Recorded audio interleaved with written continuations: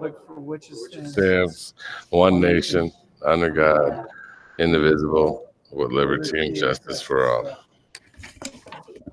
Roll call, Jill. Frank Carini, Here. Cheryl Cerniglia, Here. Amy Malat, Here. Leah Schreiber Johnson,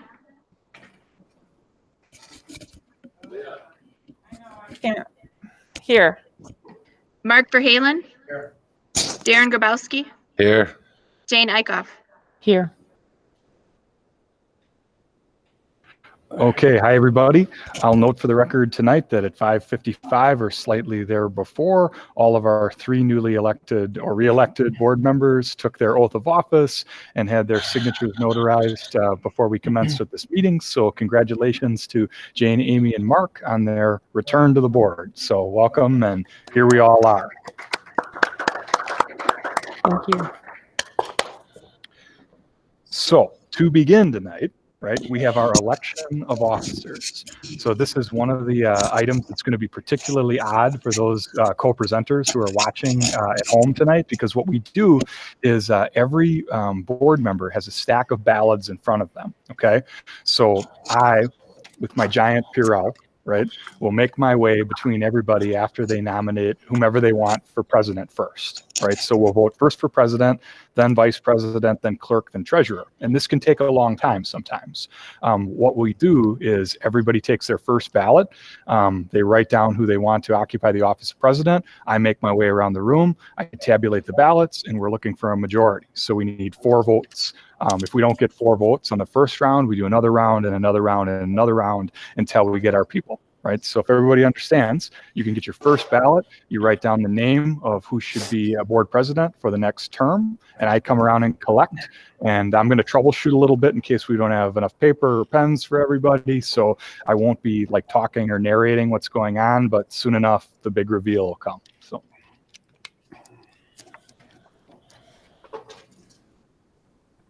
Zero ballots. Amy, you don't have any ballots? I don't got any. I don't have any. I got you. That's not your fault. Okay. So write a name, and I'll make my way around.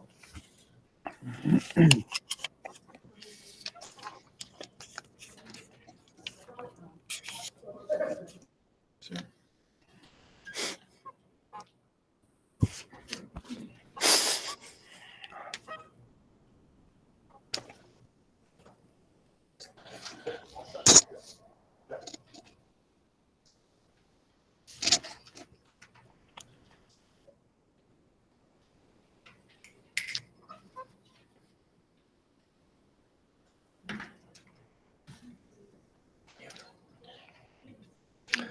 You gonna hold it up to the camera? I have in my hand the first stack of ballots, and the model of democracy that we are, we have a unanimous 7-person vote for Frank Carini for board president. So welcome, Frank. Ballot number 2 this afternoon is for vice president. So if you could grab your next ballot document and write the name of our next vice president, and I'll make my way around.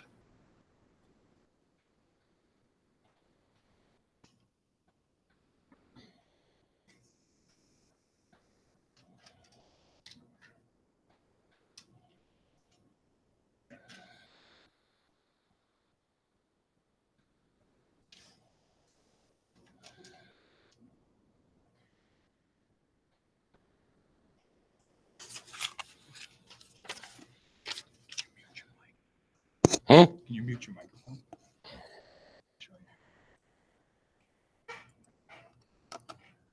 When you move this, Oh, okay. let's see.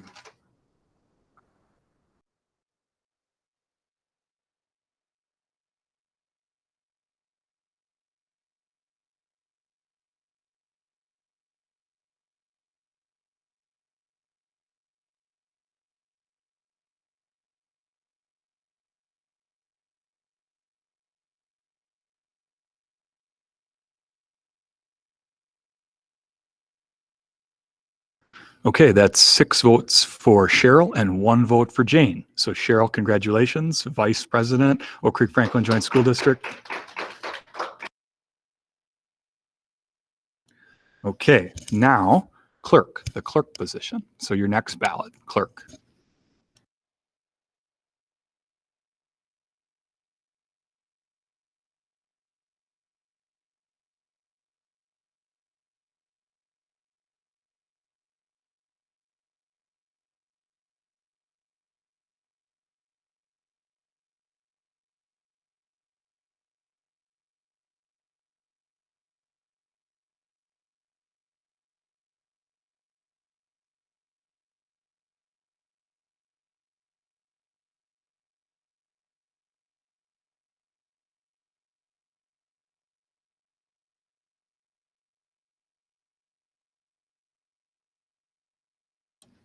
And for clerk, we have 5 votes for Amy, 1 vote for Jane, and 1 vote for Leah.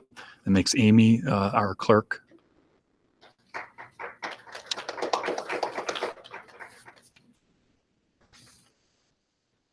Now the last one is treasurer.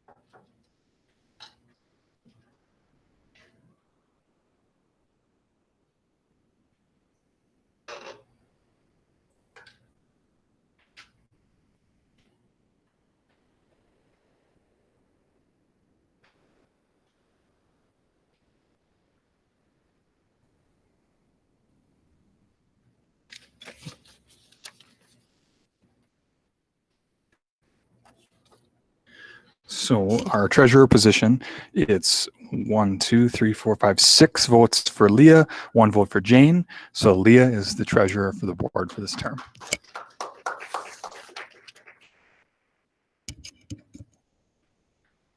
Okay, thank you, everybody. Next, we have a series of different appointments for our board for this term.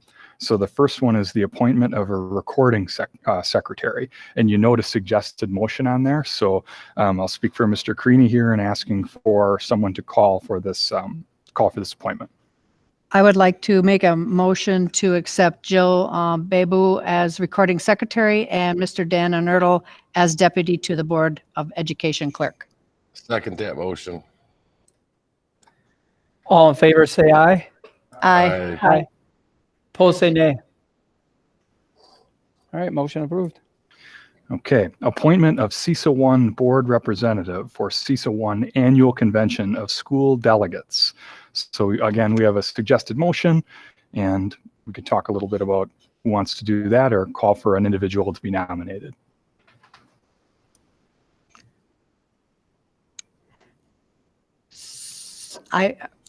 I'm Cheryl Siniglia I'm willing to do this again if I've done this before, so I'm willing to do it again. I motion for Cheryl to be the CISA Board of Education representative. I will second. Oh, wait a minute. You know what? Is this the CISA 1? CISA 1, yes. Oh, I'm sorry. I'm thinking of the school board delegates. You withdrawn? But I'm willing to. I know Leah did it last year. If Leah wants to do it again, I'm fine with that. You don't want to do it? Okay. You want to do it?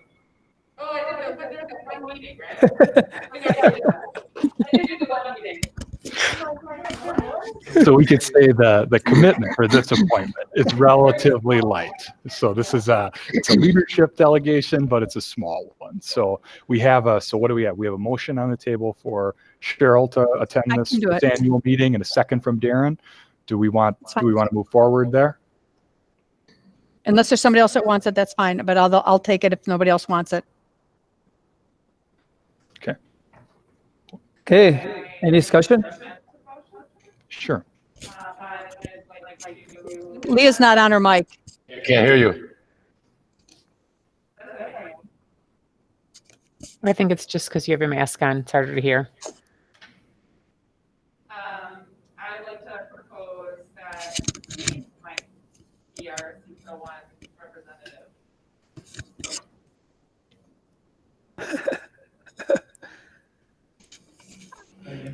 I Any will say, interest, Jane?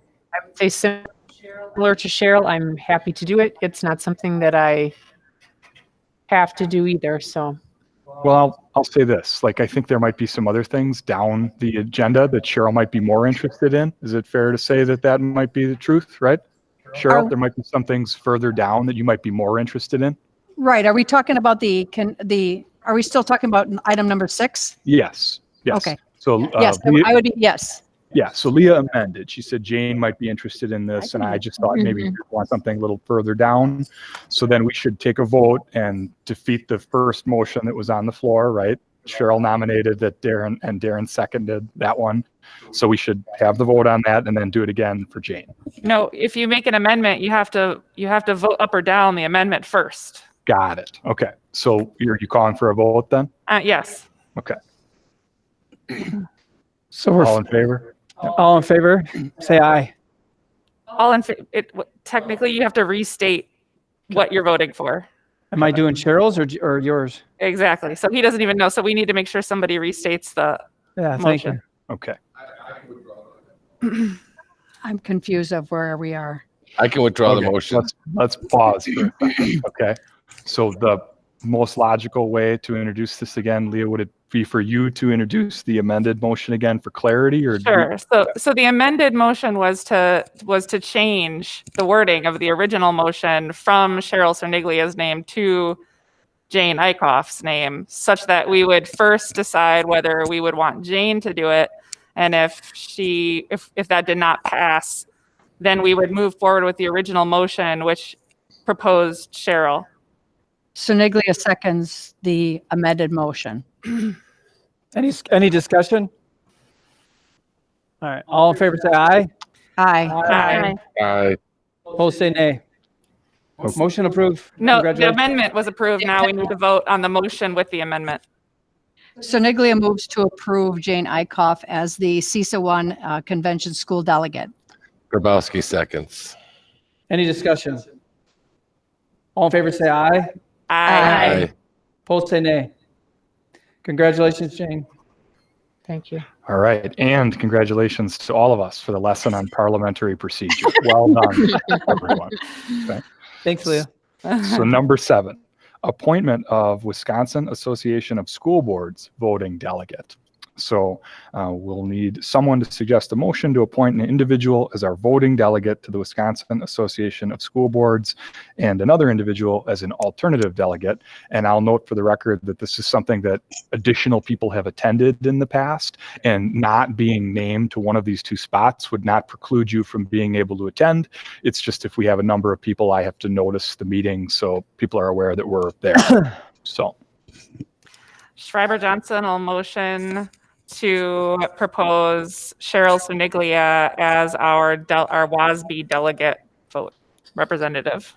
Eichhoff seconds. Any discussion? And are we going to add an alternate delegate? That's what the original motion had. Right. Sorry, I wasn't looking at it. So we can do this and then do the alternative delegate next, just so it's simple and we don't have to go up and down again. So So on the first motion out there, do we have any discussion? Did we get a second? Yes. Yes. All right, all in favor, say aye. Aye. Aye. Opposed, say nay. So Cheryl, you're the appointee. Now we just need as a alternate delegate. So we have a motion. Soniglia suggests for an alternate Leah Schreiber Johnson. Grabowski seconds. Any discussion? All in favor, say aye. Aye. Aye. Opposed, say nay. Congratulations, Cheryl. Leah. all right, and one final appointment here. Appointment of legislative liaison to the Southeastern Wisconsin Schools Association. You appoint an individual. The suggested motion is there. This, I'll note, has significantly more meeting requirements, and you're on a lot of emails. Like, this is a much more like active role for an individual to occupy. Cerniglia moves to appoint Leah Schreiber Johnson. Oops, I bet you I'm not on. You are, Leah. Okay, appoint Leah Schreiber Johnson to the Legislative Liaison for the Southeast Wisconsin Schools Association, if she can attend. Aykoff seconds. Any discussion? All in favor, say aye. Aye. Opposed, say nay. Congratulations, Leah. Thanks, guys. That's a fun one. All right, next on the agenda, number 9 is personnel. There has been an updated personnel agenda that was sent out from Jill. Do we have a motion? Cerniglia moves to approve the amended personnel report. Malat second. Any discussion? I'll just note that we have a number of resignations on here from some great people who have given us some great service over the years. Mrs. Linares, Bill Kay, and Carmen Cruz, all really great people moving on to other chapters in their life. So thank you for your service to us. Yeah, thank you. Thank you very much. Is there a motion? Someone make a motion on this? Cerniglia made the motion. Was there a second? I did. Okay, thank you. Any discussion? Any other discussion? All in favor, say aye. Aye. Say nay. Okay. Transportation payment through 2019-20 calendar year. So as you know, with the closing of school starting March 16th, the school district has not had a need to transport students to and from school. One of the key components of legislation that was brought forth from the federal government called the CARES Act calls for institutions of education to the greatest extent practicable, continue to play employees and contractors. We have been in communication, we being Dan and I, several times with Rightway, including an initial letter we received on March 13th, a letter dated April 3rd that we received, and then several phone calls and or video conferences between Rightway and Dan and I. Ultimately, we have requested from Rightway a breakdown of some thoughts that they have regarding expenses. And that was really coming from Dan and I looking for, if a certain percentage of our daily rate is provided, really what is that covering? So 10, 20, 30, 40, 50, all the way up to 100. So what was provided to us, you can see our 4 options in the middle of the page. Option A is essentially 52% of every daily rate, and that covers simply fixed costs of operation. Doesn't pay an individual anything. So they're busing leases and leases on the facility. Those are the types of things, insurance. Option B, I should just backtrack for one moment. All options will be 57% through April or 52% through April 17th.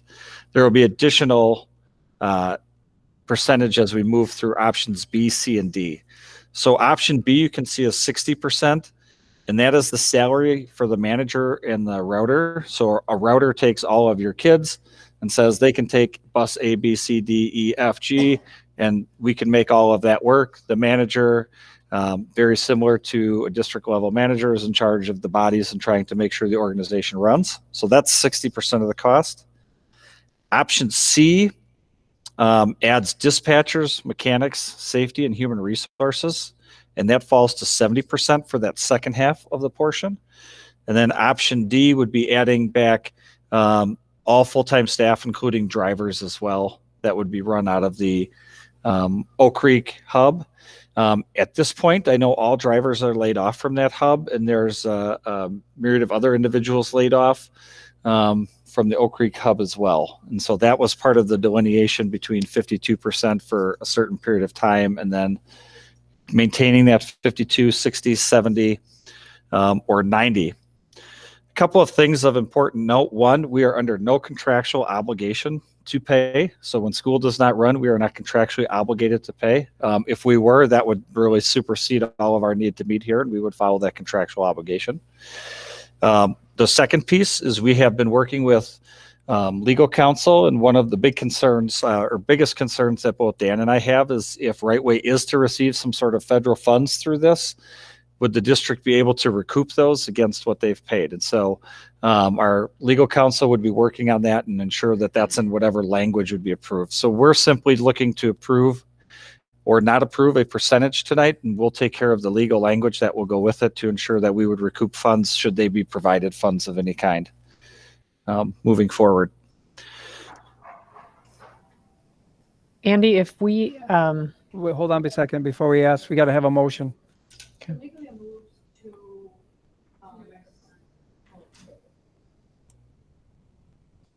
Cerniglia moves to approve option A as a starting point for discussion. Any discussion? so Andy, when we look at like option D, are we guaranteed that that money is going to the drivers then if we go with an option like that? So we have been informed by Right Way One, yes, they'll recall all of their drivers and get everybody back, so to speak, in the hub. We do not have work for them at this time, so they would be paying their drivers versus having their drivers collect unemployment. One of the reasons it's not 100% to 90 is Dan and I have made it very clear that margin needs to be taken out and fuel needs to be taken out. So the understanding we've overtaken over the last month or so is busing runs pretty tight, very similar to a restaurant. Margins are pretty low. They need to run in order to generate some funds. And they've kind of broken that out for us. But essentially that net between 90 and 100 represents everything other than profit and fuel, which we don't want to provide profit, and they don't need fuel right now as they're not running. So you say that they're on unemployment right now, the drivers? All of these individuals are on unemployment as we speak. Everybody you see kind of tearing on here. So yes, the drivers are on unemployment currently. So, yeah, the way the federal government's got it going is they're getting their unemployment plus $600 a week. So they're making a lot of money. And you know, granted, everyone needs it at this time and age right now, what's going on. But to go for option A, I think that's kind of a lot if they're already collecting unemployment, because they're going to make less money if we go ahead and let Right Way pay them, because then they're not obligated. Well, they can't actually collect unemployment, and they'll actually be losing money. It's not, you understand what I'm trying to say? I understand that kind of part. So you're referencing option D, and we do not have a breakdown of all Right Way drivers that receive unemployment. There are some who are on Social Security, and they're driving this as supplemental income. They are not allowed to collect unemployment. And so I don't have a breakdown of what it is. So it's not all 100% of drivers, but I would say it's the vast majority of drivers would collect more through employment than they would through. And if you just, I'll just interject too. Like if you want the quick reminder of what the options available to you are, like right underneath the table, it lays out option A, which Cheryl forwarded and Mark seconded, that is on the floor right now. But options B, C, and D are all kind of delineated out there to tell you like who would be additionally added into the payment if you're interested in that information. Just as a quick reminder, it's a lot to keep track of at once because of all the different details and information. So, I mean, I think this is a very difficult time for everyone. So there are things that you personally feel like what you can do to help somebody else. I do kind of like Darren mentioned, if you know a good majority of their employees are getting unemployment and are getting checks, it makes me feel less bad about opting not to pay. But financially, our district as well has some expenses that we haven't planned for. I know we took a vote last time to continue to pay some individuals, even though we don't have work for them. And that was something that I felt comfortable in doing. It's taking care of kind of our own first. I struggle to go with B, C, or D. Just in, again, it's putting more money out with a service we're not getting. Although in my heart, it feels good to know you're possibly employing someone who's not employed. If I know that they are getting unemployment and are bringing a check in, it makes me feel better about going with option A.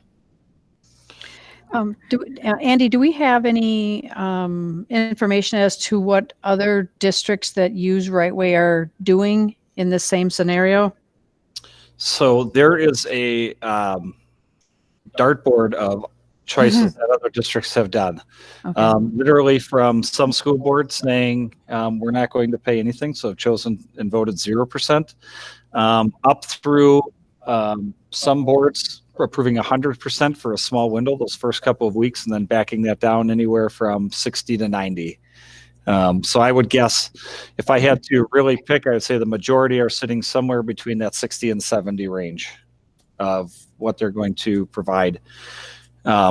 It's important to note, Jane, while the board approved the instructional aid pay, Human Resources and our curriculum team has come up with some duties that we need that can be provided or can be done off-site. So everybody that is working for us, while they might not be working a full array of hours, is providing some service for the compensation being provided.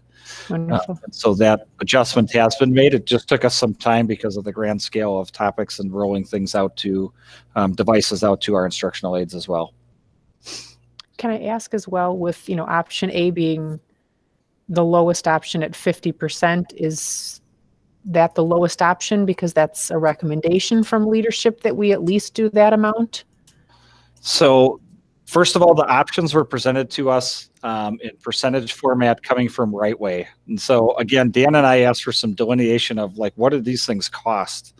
Because our contract is simply a daily rate. And so we don't have a breakdown of what it costs to run buses or just the bus versus drivers and all that. So we asked them, so we provided this and there are 4 options. Truthfully, the options range anywhere from 0 to 100. We've had numerous conversations, Dan and I, about this is a really hot topic. It's a political topic as well. If you were to ask me where I would lie, I would probably sit more with option B. If the board decides to pay something, I would go with option B, simply because a router is going to be important to us as we get closer to starting next year. At this point in time, we would already start routing 4K students. And so like that's an important piece that we do not have, one, the software to do because it runs out of a specific software, nor the skill set. None of us in our district office have ever routed kids. Could we figure it out? Yep, but it's going to take us some time to figure that out. So for me, that 8% between the 52 and the 60 is worth it to take that entirely off of our plate and all the headaches that come with it. And it's important to consider too, I'll just note while we're on this, that like we're preparing for so many different scenarios as a school district, right? Like we're getting ready for a return and we're simultaneously getting ready for a perpetual continuation of virtual learning, right? There's a lot that entails. And if the switch gets flipped in one way or another, like it has been on us many times, right? We have to be prepared to get all of our kids back to school. Right. So to Andy's point regarding, the difference between option A and B, the ability to have a router in there, I think for that cost, that does provide us with a significant value add over benefit A that could really benefit our district in terms of a quick turnaround and startup. Right. So I'll add on to what Andy said. I think that we would get our return on that additional option investment, in my opinion. Yeah, is this only 18 days of savings? Because it says March 16th to April 17th. What about April 18th until like the end of the year? Is this every 9,000 a month? That the district savings, the right-hand column, is inclusive of the dates March 16th through June 9th. They're just broken out into different percentages based on a starting time to pay a new percentage. Okay. My question too is, okay, if you are saying that the manager and the router would be a position that the district would find valuable, how is that differing from the dispatchers and mechanics and safety, that kind of thing? Is that an issue too, or is that not as much as far as the district? So a dispatcher A dispatcher is needed when buses are up and running and they're sending bus A to location A or bus B to location B, or a bus breaks down and we need to get another one. So while buses aren't running, I don't see the need for a dispatcher. Mechanics, the same. Buses aren't running, so I'm not sure what would need to be repaired. Truthfully, not that things can't be worked on, but I would assume those have been worked on continuously until things shut down. But to me, the getting up and running and planning for the scenario of kids returning on September 1st or whatever that first day of school is something we need to be completely ready for. Because truth be told, we probably could really get a week's notice and have to, as Dan said, flip the switch and be ready in a week. And for us to figure they're going to route us as well as every other district that they have in the state is not feasible to do. How feasible do we think it is if we're not paying driver salaries that on the drop of a dime? I mean, I guess, or the question is, if we opt not to pay and people aren't there when we get the news that it's going to be and now they have a salary again, I don't know if you're a dispatcher or you're a router, what other kinds of jobs there are that are available that are similar to that now, or is the likelihood that someone would collect unemployment and the hope would be that same person could come back to this role once there's a job for them? So unemployment works with, if there is not work, you're laid off. Employee can collect it. The moment that there's work, that gets reported back to the state, and that employee then is removed from unemployment. So simply stating that drivers are now off of unemployment because we now have work means that the right way can pull them off, or we could pull them off if we were ever to lay somebody off as well. I don't know what other jobs are out there for most of them. Drivers right now would fall into the trucking industry for sure, which is booming a little bit. But it's booming regardless of whether we pay them or not. So whether they're going to stay with Right Way or not, we can't predict that. They can't predict that as well. So I don't know how to answer what other opportunities they have other than potentially there are, but I couldn't put a percentage on them. Yep. Yeah, that's what we're doing here. Mark, we can't hear you. No. Are you muted?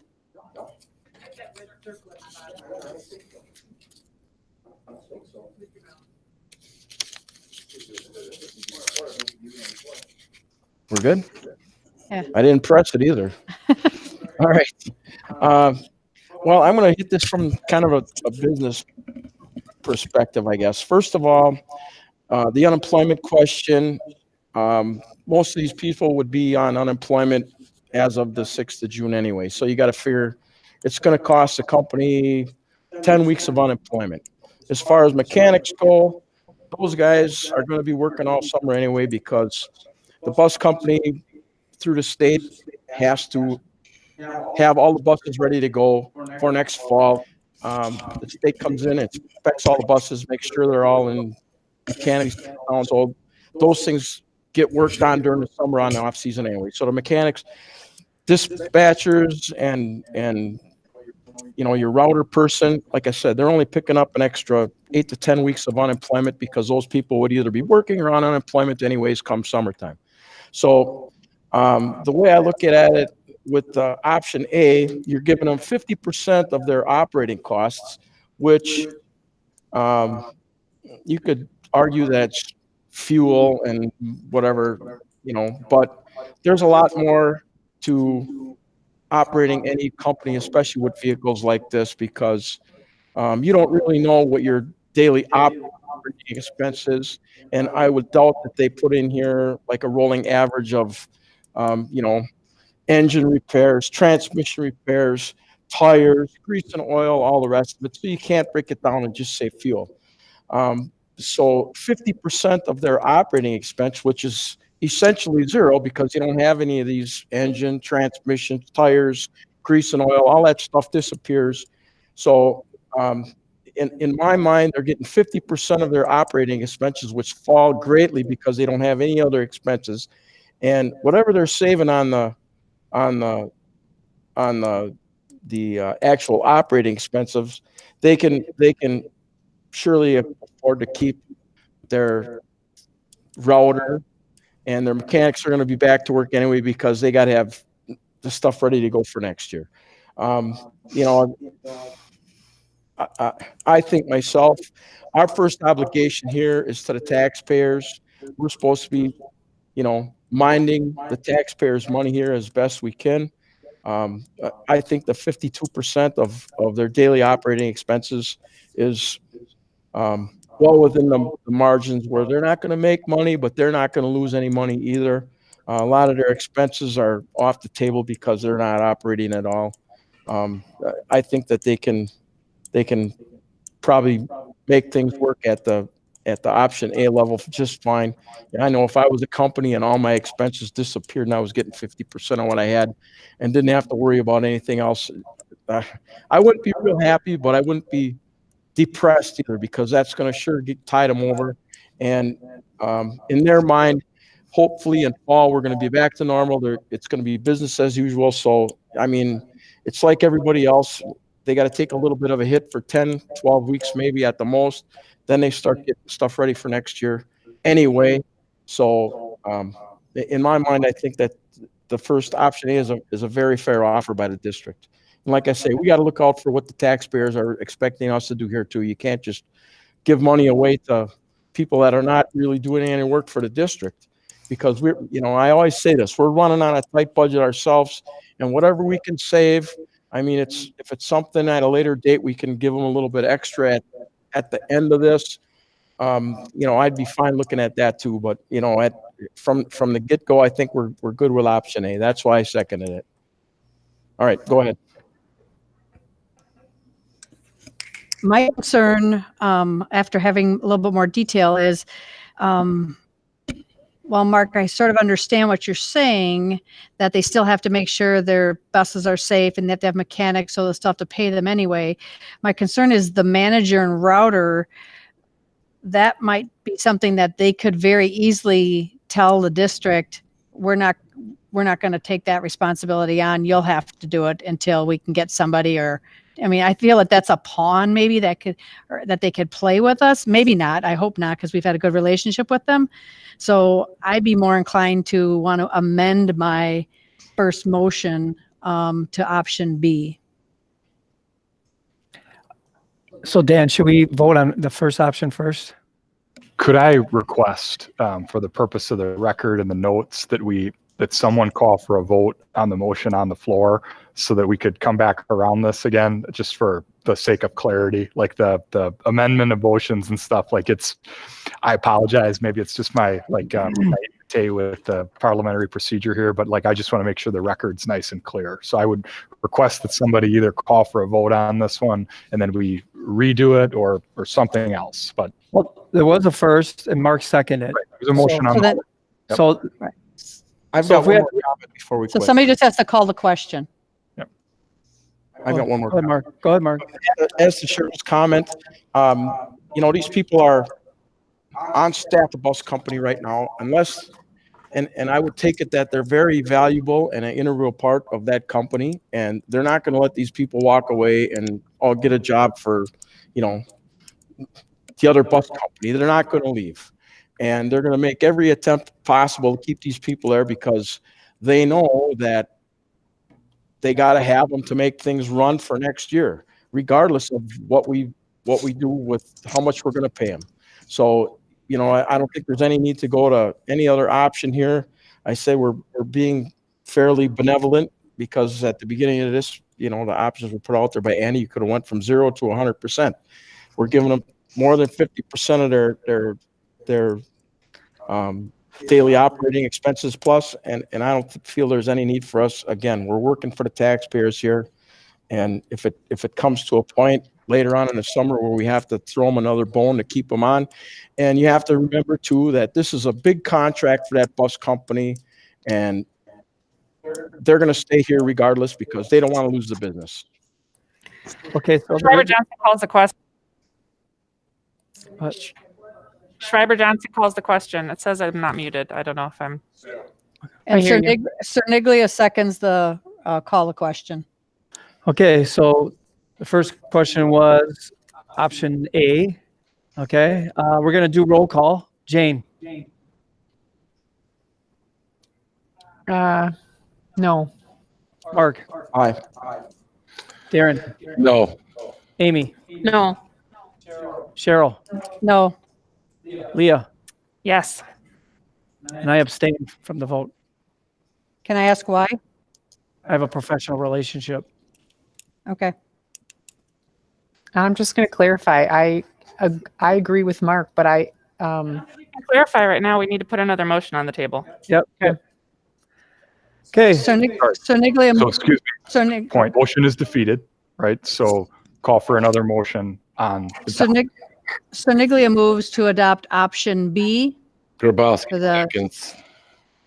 So Darren, you second. Got it. Yes. Any discussion?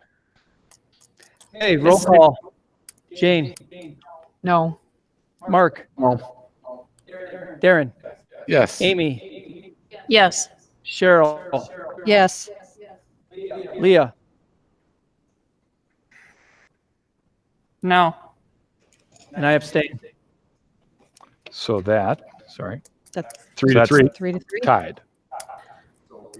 So we can go around again after someone motions and we have some more discussion, or we're left at an impasse, correct? So Grabowski. Niglia moves to bring option B back to the table. Grabowski seconds. Um, Discussion. Andy, I just want to, Andy, I just want to ask, do we have any knowledge of like some of the things that Mark was saying? Do we have knowledge of that those, like the manager and router are actually working, or, you know, those kinds of things?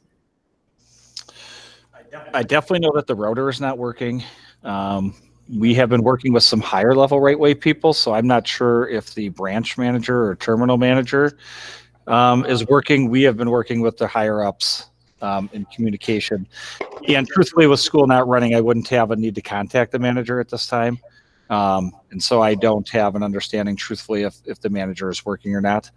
I agree with Mark to the point of if they're really valuable, they're going to figure out how they're going to keep them. I think that's really prudent of any business to do. But again, I don't know how far they would keep them out. Again, router is a pretty important piece for us, but I'm not trying to tell you how to do your jobs. I think you guys have the hardest task that's going on right now.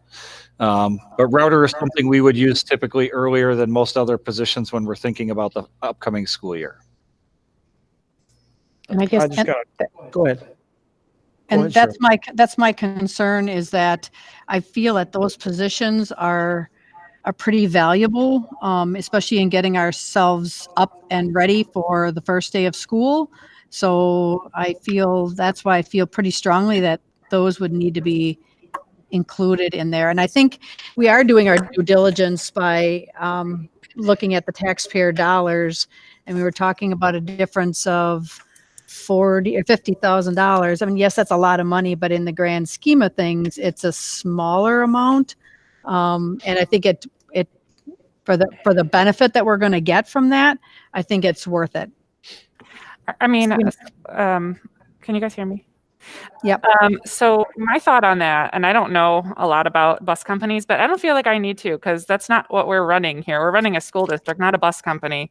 And I think the bus company is responsible for running the bus company. And the bus company is responsible for providing us with the services that come along with the service of running a bus for a school district. And the fact that we're all sitting here worried about whether or not the bus company is going to hire a router, that's their job, not our job. And if it comes down to where we need they say, you know what, we can't provide you a router anymore, I think 50 grand will get us a router for a single school year. So let's hold off and wait and see what happens. And if we need to hire our own router for 50 grand, I think we'll be able to do it. I can't imagine that it would require more than 50 grand to route a single school district for a single school year. And I agree with Leah. And I think when Mark was talking about saving money, that's why I voted A down the first time, because I'm struggling to, even with taxpayer dollars, pay 50% of getting nothing right now, because we don't need anything. based on, we hope they have the right people in roles when we need them. And I agree with Leah. I think that's their responsibility to do. And if at some point these two roles are really important and we need to bring them back off of unemployment quickly, or they aren't there any longer to bring off of unemployment, do you hire them? My question is too, and I just lost it. I'll talk to Sorry, Cheryl. you jump in while I think. Okay, here's the deal. You know, with the epidemic going on, or pandemic, I should say, we would have been paying them if this wasn't happening. Okay, this money would have been gone, and we've been paying, you know, the fees to the bus company. So this came up. Yeah, I'd love to save money for this district. I really would. But the situation with the bus router, I totally understand it. Yeah, you can't just go and find somebody off the street and say, hey, you bus route our things. We don't have the program to do that. We don't have none of that stuff. Right Way does, obviously. So like the 51,000 Cheryl was talking about, for them to have that person in control when we do start school up, that's going to be an asset to us where we ain't have to worry about it. We have to run around and pull man hours into trying to find someone to route these kids to get to the schools. So if school was in right now until the end of June or the June 9th, we'd be paying Right Way anyways. So yeah, we're going to save $400,000, $408,000 also when doing this. So that's my opinion. If they were in school, we were paying them anyways. Right, but we're not in school. And we have no contractual obligation to pay them. I that's what keeps going back to me is it's not in our contract right now that we have to pay them anything. So I'm leaning towards what Mark and Leah were saying earlier is that we just have no contractual obligation. Sure, it's going to save us some money, but I'm going to lean back to option A at this point. My question though is I thought we were told earlier on that although there was nothing in our contract, we had nothing contractually, I thought there was some legal information that came down from the state that said we had to provide something. Am I wrong on that? So I've highlighted it on the situation report so people Okay. can see it at home.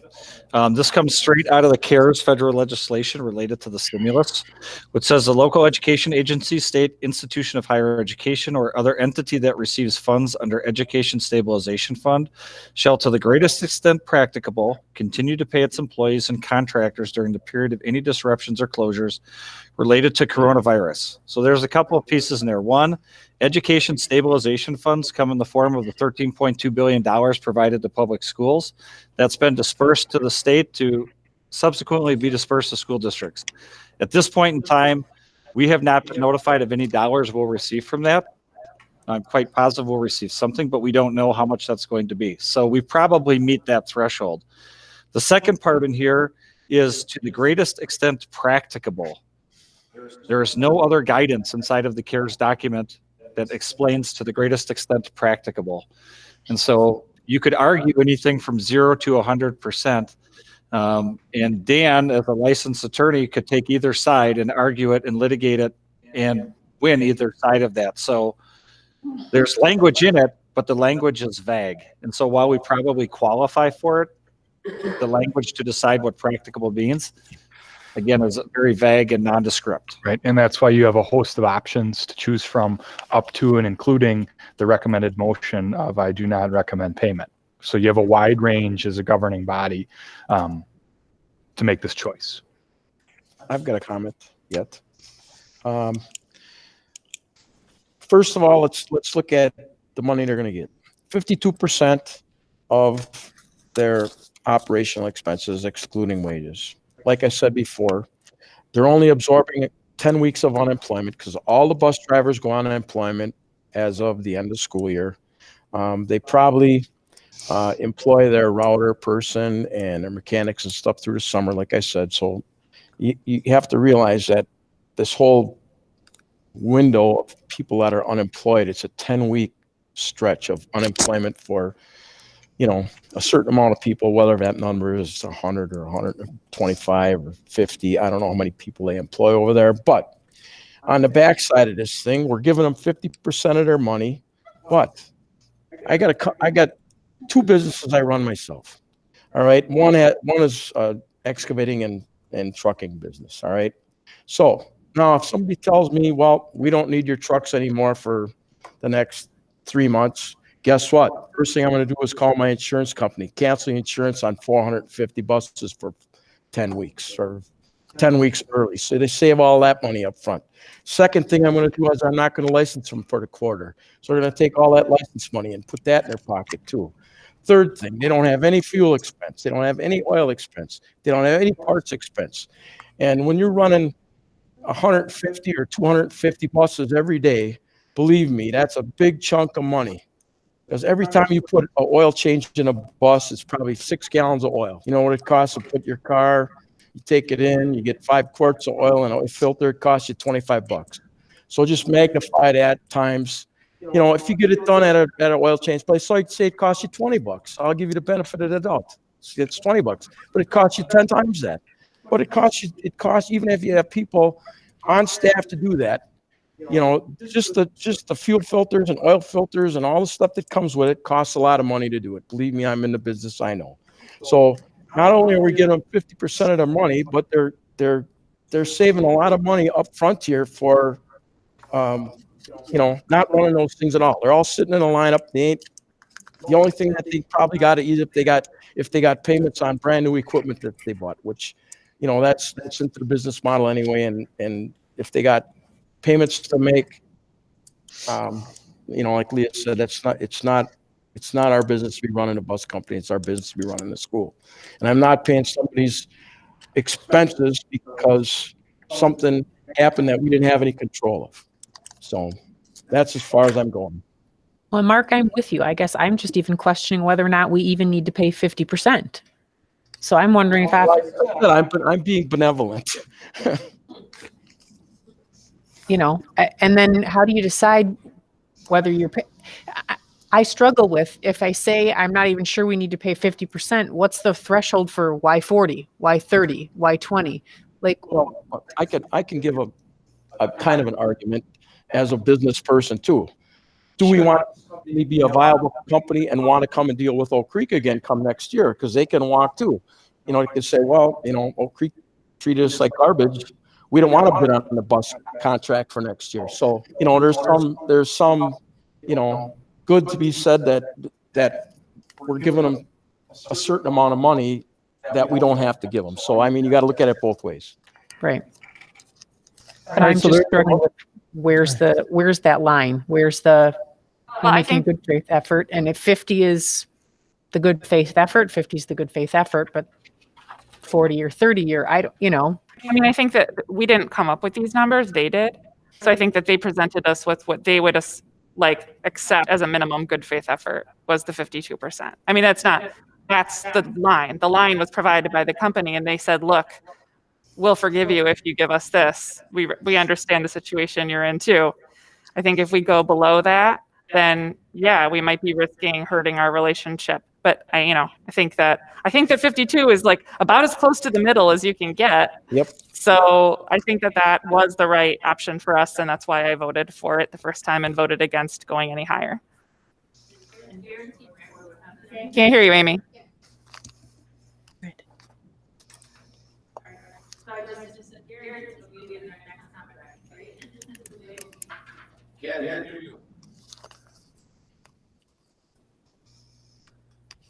Contracts are competitive though, and I don't know if we got any other bids for busing in Oak Creek, but you know, if they think they're going to pad the contract, the next contract, and we get any other bids at all, you cross that bridge when you get to it.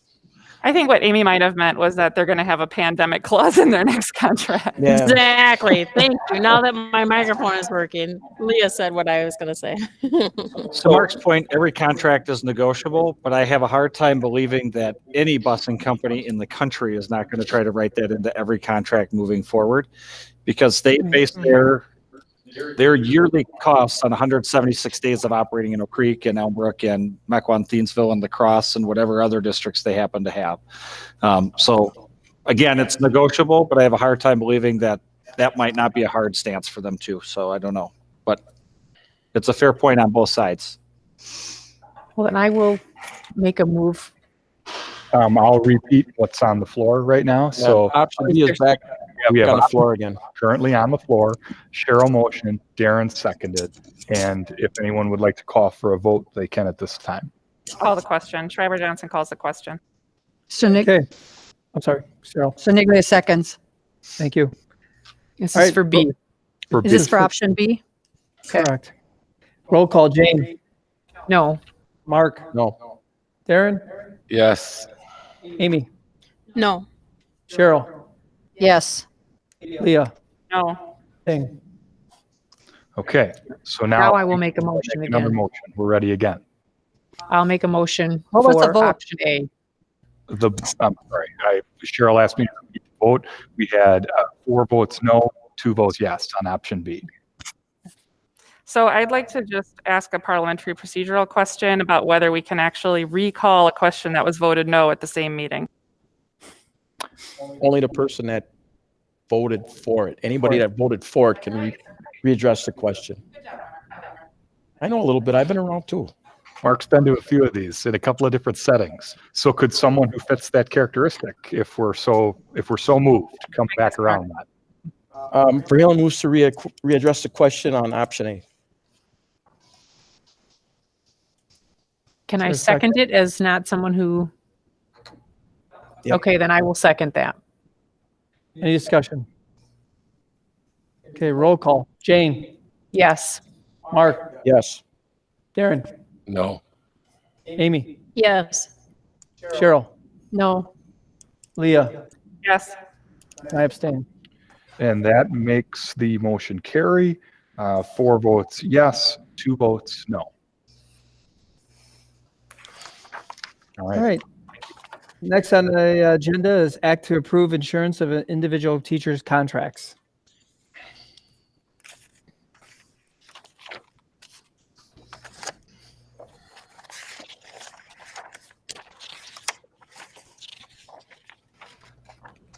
So I can start with this, Dan, if you want me to. It's up to you.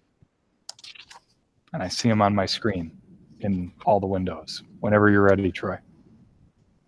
This is what we bring to you every year to approve teacher contracts who have not resigned or are in the process of working through a non-renewal. Right now, we have the report up to date as we speak. So we had a resignation as of, I think, Friday afternoon or Monday. Today's Monday, probably Friday afternoon. So to the best of our knowledge, this is everybody who's returning as of today. Okay, do you have a motion? So Niglia moves to act to approve the issuance of individual teacher contracts. Eichhoff seconds. Any discussion? All in favor, say aye. Aye. Aye. Opposed, say nay. Motion carries. 7-0. Information item, middle school amplifies science adoption, extended class. So John, at this time, I'm going to stop presenting and I'll let you jump in here. Yes, we brought this back 3 weeks ago at the first board meeting for the board to consider a new science resource adoption. We went through the meeting and then we postponed the vote to this meeting. This meeting is now informational. What we'd like to do is provide a little bit of history through how we got to where we are today. Annalee will talk about the journey from unpacking the standards and learning requirements. There will be a presentation by 3 educators, one from East Middle School, Claire, one from West Middle School, Tammy, and Jessica from Empower Academy. So you get a representation of all 3 middle schools. And then we can answer any questions at the end of the presentation. So at this time, I'm going to yield to Annalee. John, I'm sorry, could you mention, or Annalee, could you tell the board about the vast array of additional faces and guests on this meeting as well? Sure. So there are multiple different levels. We have middle school teachers as well as high school teachers. Middle school teachers, some have piloted, some have not. The high school teachers are here because they were part of the design team for high school standards and unpacking the standards and realize and understand the importance of a high quality resource aligned so that students are best prepared. So when they get to the high school, they can take on the courses and be challenged at the high school. Thanks, So I'll Jen. kind of pick up from there with from what John said. So I think what we, when we first brought Amplify forward with the other adoptions about a month ago, it was our first virtual meeting, and we had teachers set up to come, not just for Amplify, but also for the CKLA adoption that took place. And we kind of put all that on hold, being the first virtual meeting and figuring out the setup that you're all used to now. It just didn't seem optimal to try to bring additional people in. So we thank you for the extra time to kind of go back to what the original plan was. But what we were also able to do that John kind of touched on was offer the teachers that were going to present could also look back at the prior board meetings and some of the questions that you've had. And they've fully adjusted their presentation off of what they were originally going to do, and also what they learned were concerns or things that you had heard along the way. But just to give you a little background, when I moved into curriculum 3 years ago, it had been quite some time since we had looked at standards in a variety of our curricular areas. And for science, and a lot of them actually, there were new standards that had come into play that hadn't been broken down, realigned, and learning requirements hadn't been created in a lot of years. And that's something that's a pretty typical pattern for school districts to do. So it's been newer work for us to get back into. But 2.5 years ago, we started design teams. You'll remember we had an elementary group that looked at a science resource. You approved the adoption of Pearson 2 years ago, and we're just completing our second year of implementing that. You'll probably recall from that too, because science has shifted a bit. It is still a lot of hands-on, and the teachers will do a much better job explaining this shortly. But we also went through a variety of professional development to implement that in the classrooms, and a lot of the concerns that were there, similar to some of the things you're hearing now, we've been able to overcome through professional development and work through just this adjustment in how we look at learning. So we know that that's some of the things there, but John and the team has a plan for professional development and support. But the one thing I would add to that is that design team then was also 5th through 12th grade and started to break down those standards also, and had amazing conversations, like John referenced a number of people. I think we have almost a dozen in the meeting that have been a part of these design teams for 2 years, that have looked at, they've discussed, they've debated where standards lie, what classes they should be in. They bring a vast amount of knowledge, way beyond mine, for science, and have had some really amazing conversations that have changed classrooms and really validated a lot of our practices. And then through that process, we then have our curriculum, those learning requirements. Now we're looking at a resource. Amplify is a resource. And I don't want to take a lot of your time. I know that room is like 80 degrees. I walked through there today. But what I want you to understand, or I hope you really hear from the group today, is this is a resource. A resource never replaces a teacher. We have high quality teachers. We work hard to hire and support high quality teachers, right? That's number one.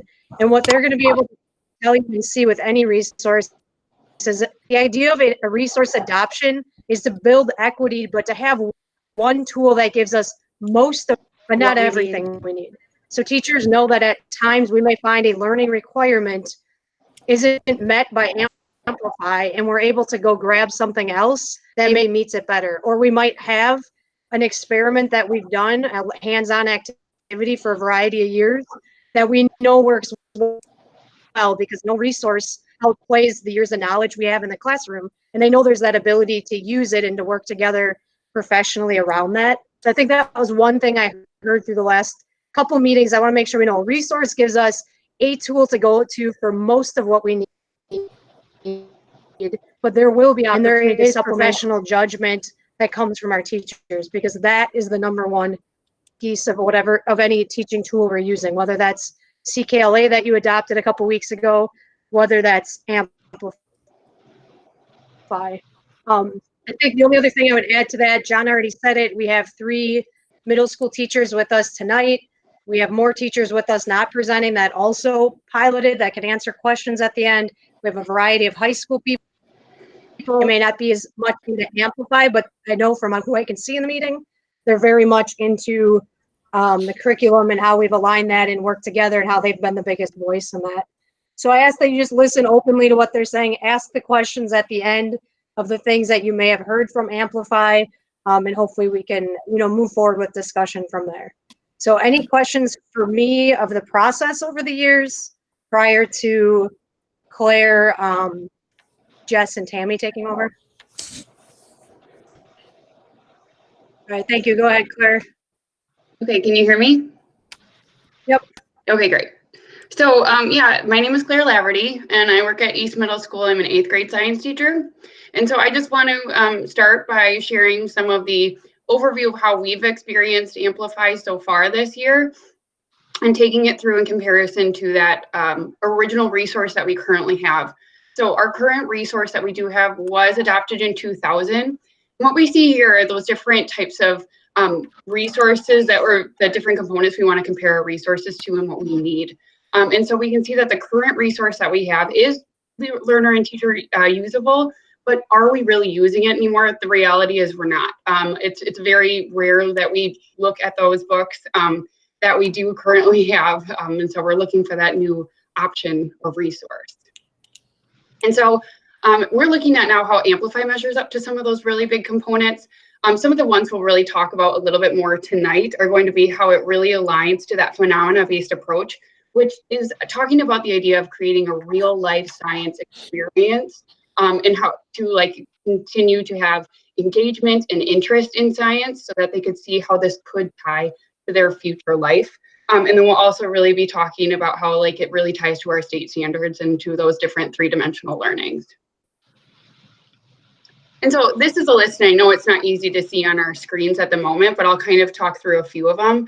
This is a list of how NGSS, which are Next Generation Science Standards, which is what we built our curriculum around, is really wanting our science classroom to look different. A little less traditional and a little bit more phenomena-based, which if you can look into this later, that's really that second one down, and we're going to talk about that and how this resource really enhances our curriculum with those phenomena-based opportunities, and also conducting their own investigations, really being their own scientists and their own visualizing themselves as scientists. And then finally, creating some evidence for themselves and being able to evaluate evidence. What is strong evidence and what isn't, and how can we use that in a clear claim and debate? All right, so hi, I'm Tammy. So now when I was teaching this, and which is piloting the first run through, the differentiation opportunities that I thought were very important were, for example, the read aloud. Like Claire said, there is no textbook, but there are readings for each unit embedded within the program. Plus, we also have the option of getting the workbook that has the articles right there in front of the kiddos where they can, actually see the hard written word. The program will read the text to them, and it's not a computerized read, it's a person reading to the kids. And I think that was a big impact for me. We have other programs that read to the kids and they're somewhat computerized, whereas this wasn't. And so it was very beneficial for our English language learners and our special ed kids to have that type of resource. Hi, I'm Jessica Felly. I teach at Empower. I teach 6th through 8th grade science, and I just want to talk a little bit for a minute about the progress build level learning. And this is one of the best things about Amplify is that it differentiates and puts the kids into a level that fits their needs. So if you look at the screen, the green group is some of my lower level learners in that unit, and then the blue group is on grade level, and then purple is more like advanced extension, and this is per unit. So every unit they reassess based on that unit. So it's not like you're in the green group all year long and the colors switch up so they don't really know which color is which group, but it really allows students to be in a group that fits their needs. And then the next couple slides are just going to show you an example. So this is a chemical reaction green group example. So this group is working on making detailed observations. So they're looking at 2 different substances and they're just writing down what they see. And as you can see, as you go to the next slide, the blue group is doing something similar. They're looking at the same 2 substances, but they are looking at explaining confusing results. So they have different chemical reactions, and 2 of the model students, Vera and Domingo, ended up with 3 substances after the chemical reaction, but Lee only ended up with 2. So they have to try to figure out and explain why that happened. And then the extension group, so my purple group, is going even deeper into Bloom's taxonomy, and they are going to like investigating and analyzing. So they are actually creating different reactions in assimilation, which the picture on the top right shows you what the sim kind of looks like. And so they're actually playing around with the chemicals to explain why they all ended up with these different results. So that's just one example of how it meets the needs of all students, which is something that would take any teacher hours and hours and hours to do for every single lesson. So it's really nice that that does that for us. And so here's another opportunity to try and address some of those concerns, especially of the idea of always being on the computer. I heard that a few times throughout just watching back on those videos and looking at some of the feedback. And so there are just some things we want to highlight of different experiences where they're almost purposely told to put their devices down. And so there's also a lot of different ways, and I'll touch on it towards the end, of different ways that you can differentiate this experience to not be so on the computer all of the time. But this particular experience was really cool. You actually, I think some of you have some student examples of my students' work from this experience, and it was that plate motion engineering internship. So what was really cool about this is, one, it tied on the prior knowledge to the prior unit, which was their plate motion unit, learning about some really cool experiences on how our Earth moved and the plates of the Earth move, and now tying it to a phenomena, which is like that story baseline. Why should I care as an 8th grader about how the plates are moving? So we tie it to human lives and the idea of trying to save people in Sri Lanka from tsunamis. And you'll be able to see that they have endless test results. They are writing down their test information, analyzing why they thought that they got the results they did, and continue to try and prioritize what would be best to meet the people's needs while looking at what were the best or greatest impacts of where they were putting their sensors and all of these different components. So it was a really cool experience. And also there was some really fun labs about how tsunamis actually happen. We made my room a mess with water. We were putting their paint trays that were provided for us, and they actually simulated what the plate shiftings would do to the people on the land. And so that was a really cool hands-on lab that we were doing and recording those results as well, so that they were able to see hands-on impacts as well as that simulator. I had students that were emailing me at like 11:30 at night, and I had to tell them to get off of the simulator because of the fact that they were really trying to have the greatest impact for the people of Sri Lanka. So it was a really cool experience for them, and we wouldn't be able to do that without Amplify. So here are some of those hands-on experiences. I jumped ahead there, but we have some of their mapping that they were doing. So they're collecting evidence about where earthquakes were happening that were causing these tsunamis and what was the greatest impact. That middle component, again, super small on the screen, but this was one of their many pages of test results that they were doing. They had to do 4, but I wrote, like, when we think about piloting things, think about it as like a recipe. First time you try every single component. And then as you ate it, you like realize you needed more salt, or like you need to put it in for 15 more minutes than the recipe gives. So I know, like, I wrote in there next time that we're going to do even more lab results and more data conclusions, so things like that to try for next time. And then you can even see then how they got immediate feedback from Amplify by putting in their results off to that side, and then how they would redesign their strategy. So it provides them that immediate feedback on how they might do that, which would take me endless hours to do. All right, so I teach 7th grade life science, and one of the simulations is the one you see in the lower left-hand corner. That's a simulation of a body with the digestive system. Now, this particular simulation, we were looking for why a particular girl was sick all the time. And so this put the kids in the spot as a researcher. Like, we have to figure out what's wrong with this girl. Here are her symptoms, and we need to look at what her body is doing. And I don't think you can see everything on there, but it shows the food they take in, how it breaks down in the cellular level with mitochondria. And the kids even said, "Oh, Mrs. Gordon, did you notice that we can speed this simulation up and do even more simulations?" And I said, "Oh, that's great." So they showed us stuff too in this pilot, because we clearly don't know everything about a pilot when we do it. So they had to write, and I believe you have those papers as well, or or perhaps another one, they had to figure out what was wrong with this girl. Was she a diabetic? Did she have anemia? Was it asthma? Did she have a pancreas injury? And we went through those different illnesses and used the simulation and looked at the data, like Claire was saying, data driven.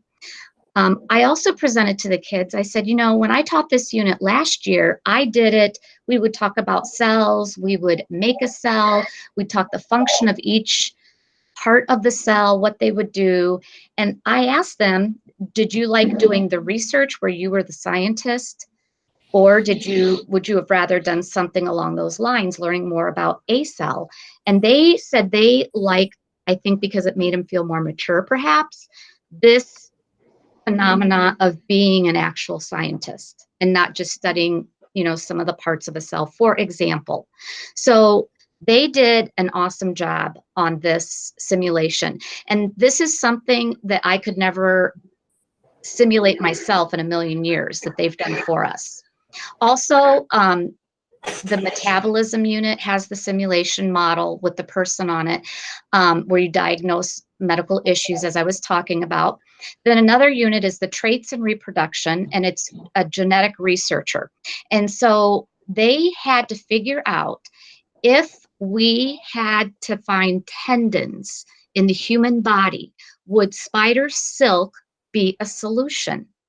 And so it's really far reaching and gets some great problem solving, but they had to figure out in this unit what silk would be the strongest. And they were presented with 6 spiders, and genetically they had to breed these spiders to get the right strength of that silk that would simulate a tendon, so that medically we could use that.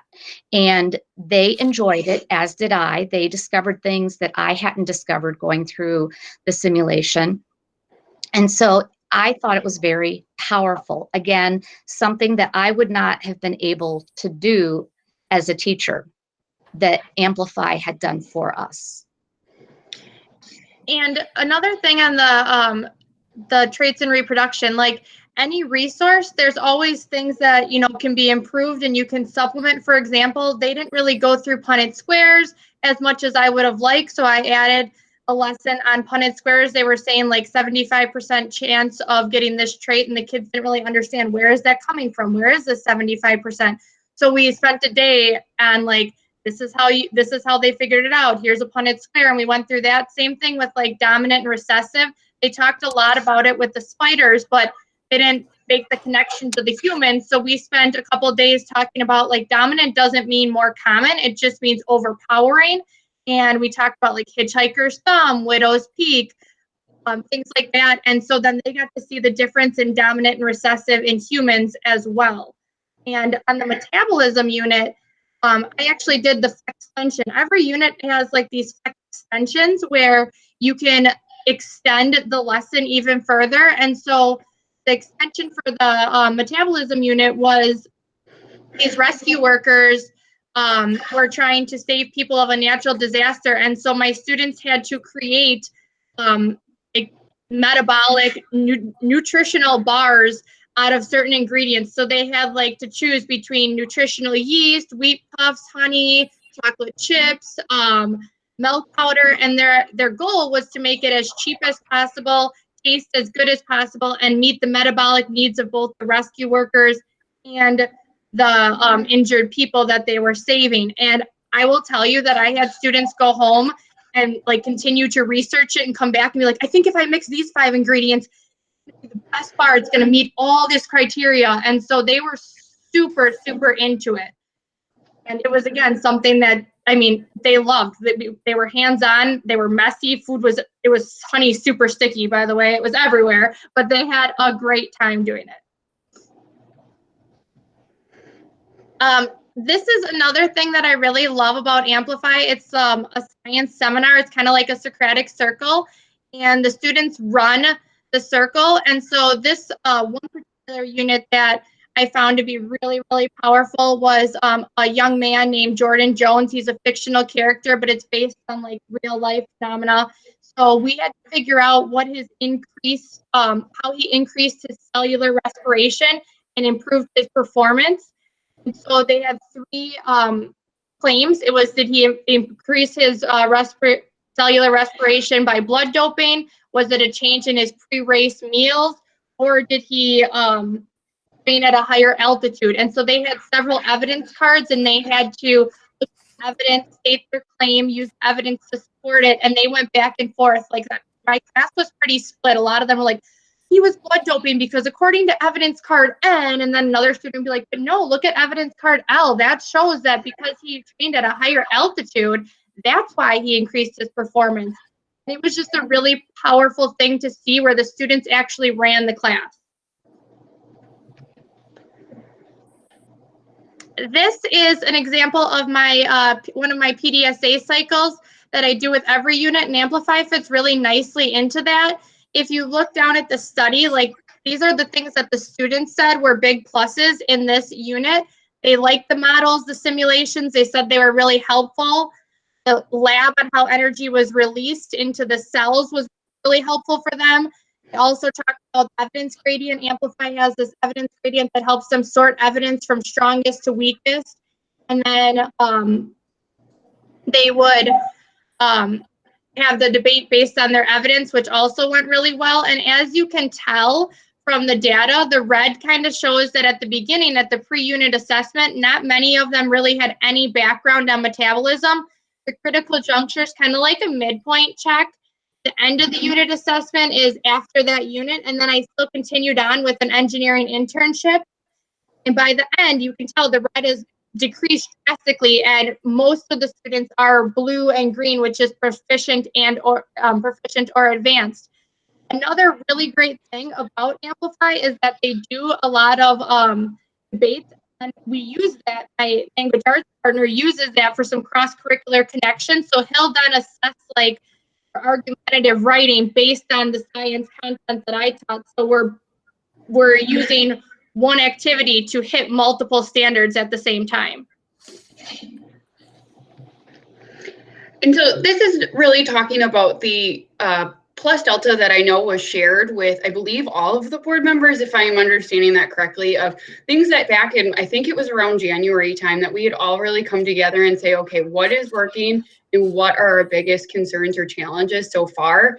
And so what I want to show, like after that happened, were some of these different workings and really showing that we have to continue to plus delta this and continue to problem solve, because we have to make this, you know, whatever resource we choose, our Oak Creek way.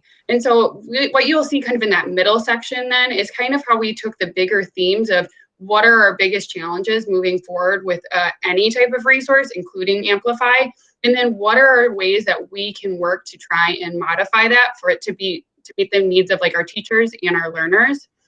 And then even farther than that, what we did was try and really tie this to our CLS systems and say, how can we take something that does feel like there are some script options there, how do we make it ours? And what we spent time doing was we actually took every component of Amplify and talked about what we did with it.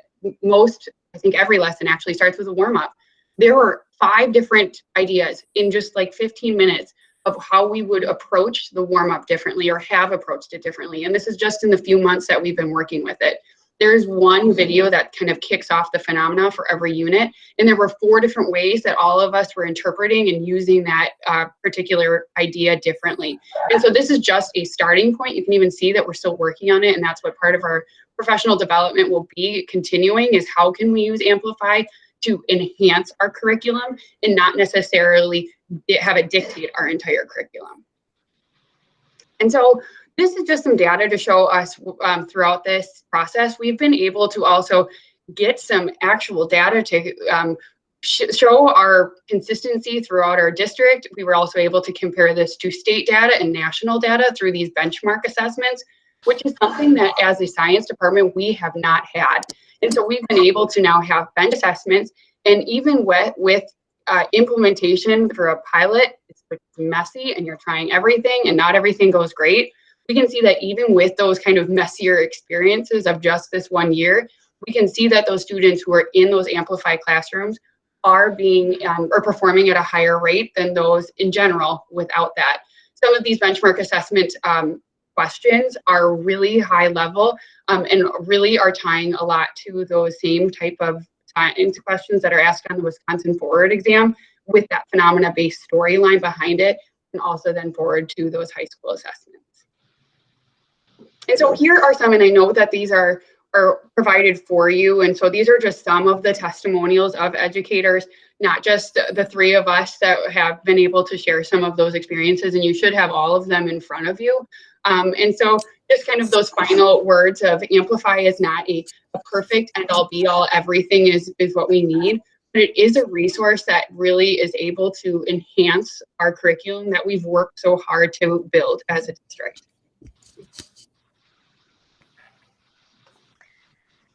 I'm just going to echo that real quick before we conclude. I know the first year of anything is challenging for any educator or anybody in any career. When you start something new, change is hard. And throughout this process, like, I have been taking notes, I have been supplementing and modifying when necessary.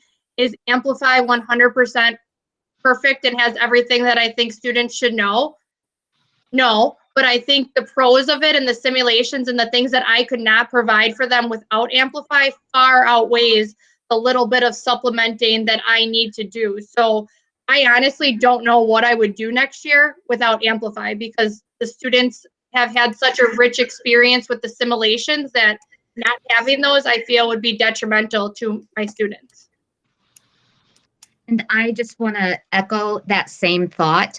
Amplify, I feel like, took us as teachers to the next level. We're preparing kids for jobs that aren't even made up yet. So we really need to have kids stretching their minds, being problem solvers, and also having a growth mindset. You know, we expect that of our kids, to be positive and have that growth mindset. We as teachers have to do the same thing. And we have wonderful science teachers here in Oak Creek that can take that to the next level for our students. My children went to Oak Creek, my grandchild is in Oak Creek, and I believe in it. I believe this is something very powerful that will set us apart and create that level up of student that we're looking for in science. So that concludes what we have. We're looking forward to any questions you might have for us. Should I stop presenting, or would you like to keep this up? You can probably keep it up for a second, Claire, and then down. Okay. I think I just want to add to the end of that. Like, I mean, our educators did an amazing job. So I first want to thank them for the public for that.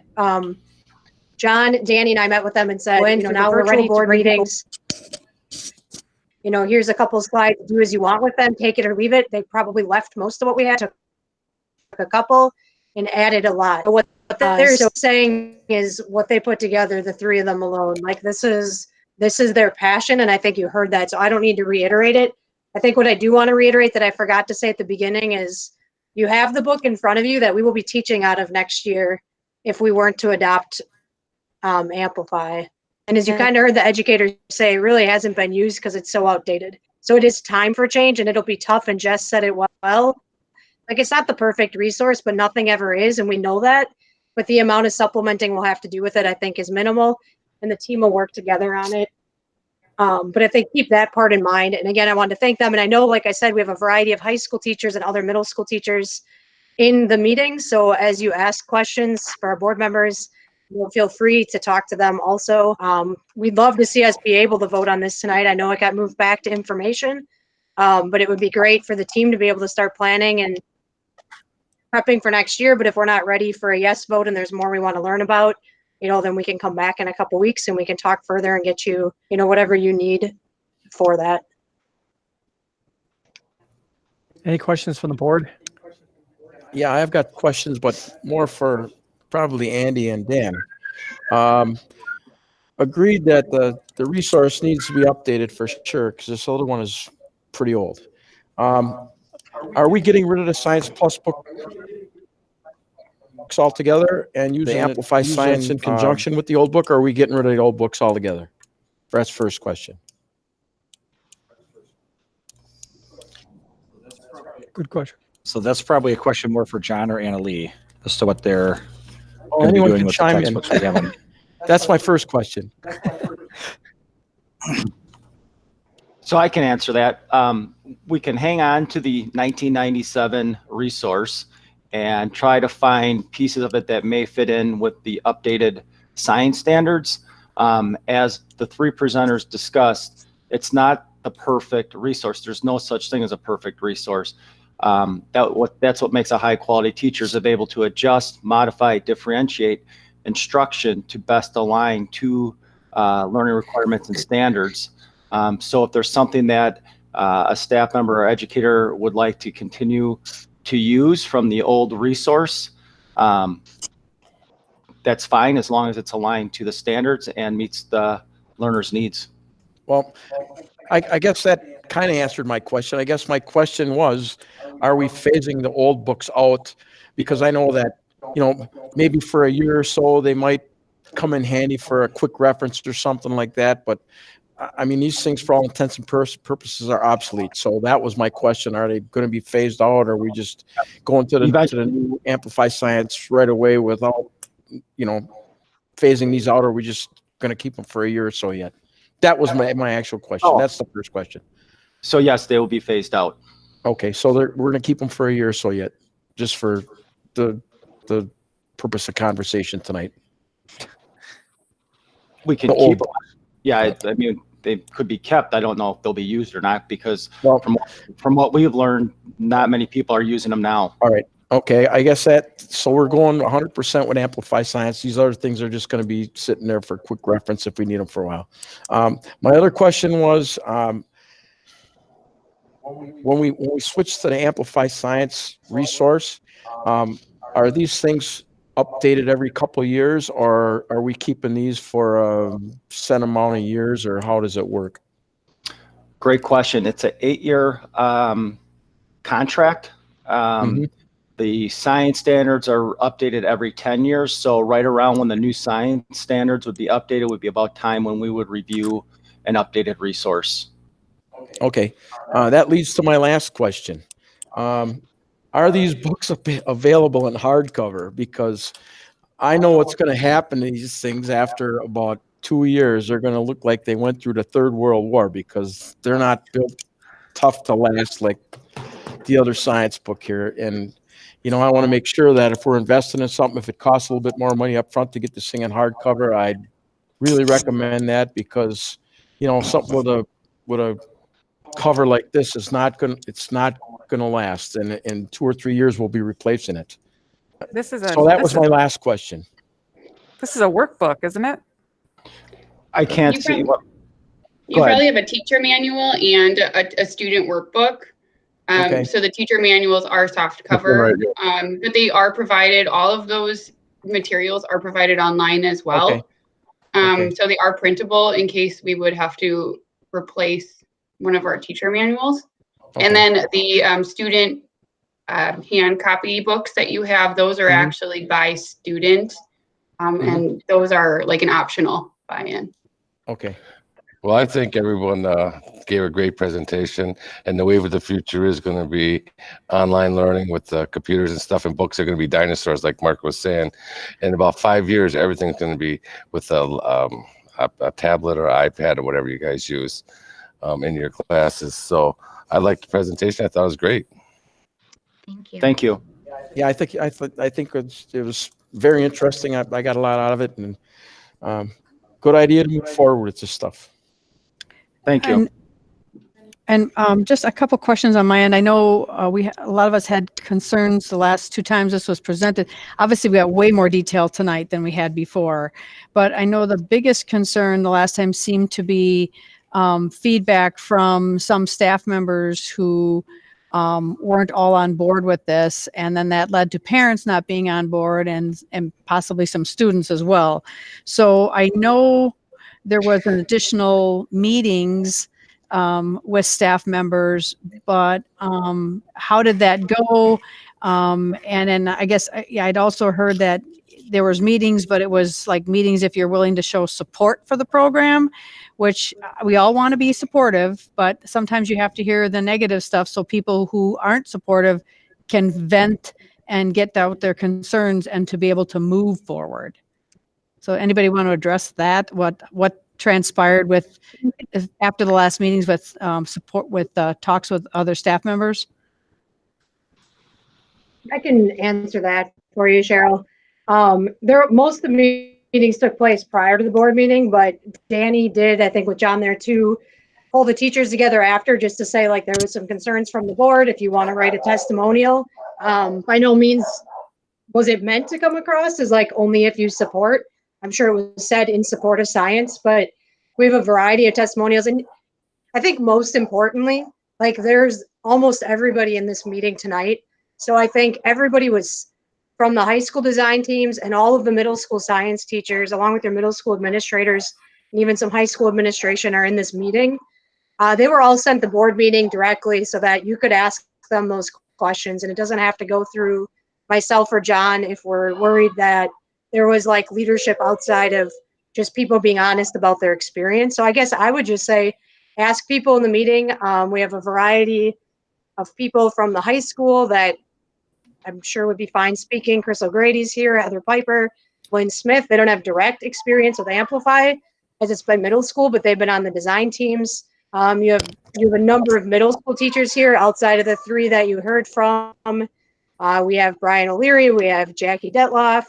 I'm sure I'm missing people and doing a quick scan, but there's people in the meeting. Like I would just say, if we have questions, like it'd be great to talk now because this is the most people we've had in one room, so to speak, to talk about Amplify since school was closed. And I guess I'll say as way. Interject?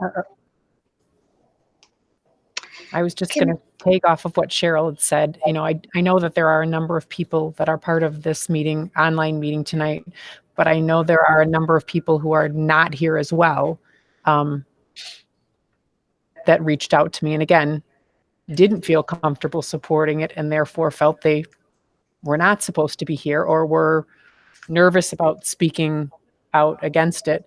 My other question would be, I know a number of the teachers mentioned, you know, kids were really engaged and really enjoyed this. I mean, I didn't get 2 emails. I got 20, 30, 40 emails from parents that said, my kids hate this program. So I still feel a disconnect in what I'm hearing the teachers say tonight and what I'm getting families reaching out to me saying in regards to their kids enjoying this, being engaged, loving it. Yeah. And I'll add to that. Oh, sorry, Leah. I just was gonna say, if the teacher doesn't like the program, it's gonna be reflected on the kids not liking the program. So I'm concerned that if these teachers were using or doing the pilot program and they didn't like the program, they didn't find it user friendly or whatever, and then they were frustrated with it, then that would reflect on how the students felt about it. So that's what I'm wondering if that's what happened. And I guess my concern too is I'm really nervous and anxious about what's going to happen. And I'm going to use when, because I'm going to look forward and be positive when we come back in fall. There's going to be just lots to deal with, I think, just emotions of both staff and students. And I'm just worried. I mean, this sounds great. I was very, very impressed with this program from what was presented to us. But I am concerned because of concerns that some other staff members have. Whether they're valid or not, they're still their concerns. And so I'm just concerned about if we bring this in fall, is it too soon with what's going on right now? Could we pilot this for one more year? I realize that, yes, the cost of this program is going to go up, and that's something to consider. But is it something we could postpone this for this year because of everything that's going on? That way we could maybe give some of those staff members who are not as thrilled with this program, so to speak, maybe give them a chance to voice their concerns or maybe look at things a little bit differently. Maybe they didn't have the tools they needed to see all that this program can do. I mean, it's hard to, like, when you look at the data, at the benchmark data, I mean, boy, Empower knocked it out of the park, and West too had some nice numbers. So, it seems like it's successful, but I'm just concerned about just the timeline right now. So like it's a legit concern, right? With anything, though, like we adopted a couple things, 2 weeks ago, and John's been working with the team relentlessly with the companies who all know they're going to have to offer virtual PD plans along with in-person PD plans. And with any adoption we have, like it's a balance to start out. Pearson and elementary school for science looked much more involved and better this year, and you probably saw it every day versus the first year when the goal was every day, but it's new and we understand that. So I think it's a balance when the adoption comes in anyway, and we don't know when we'll be back, so we'll balance it with when we're back. John will take care of that with the team. So I think it's a really valid point, and that'll totally be taken into consideration. And I think also like change is hard. Our other resource is old, right? We're not using it a lot, so people are using things they've become very prideful in that they've likely developed from the ground up themselves. And all of those things don't need to go away. Like through our work, through coaching work, we want to work with people to understand, like if that's the best piece, that experiment, hands-on piece you are doing aligns to the learning requirement, and that can still be a part of your classroom. And that's what a lot of first year implementation is about. Where's the balance of this offers us the majority of what we need, but not everything? And where are those other pieces we need? And then sometimes there's just a pet project we love as a teacher. It doesn't mean that has to go away. It just can't take over our classroom.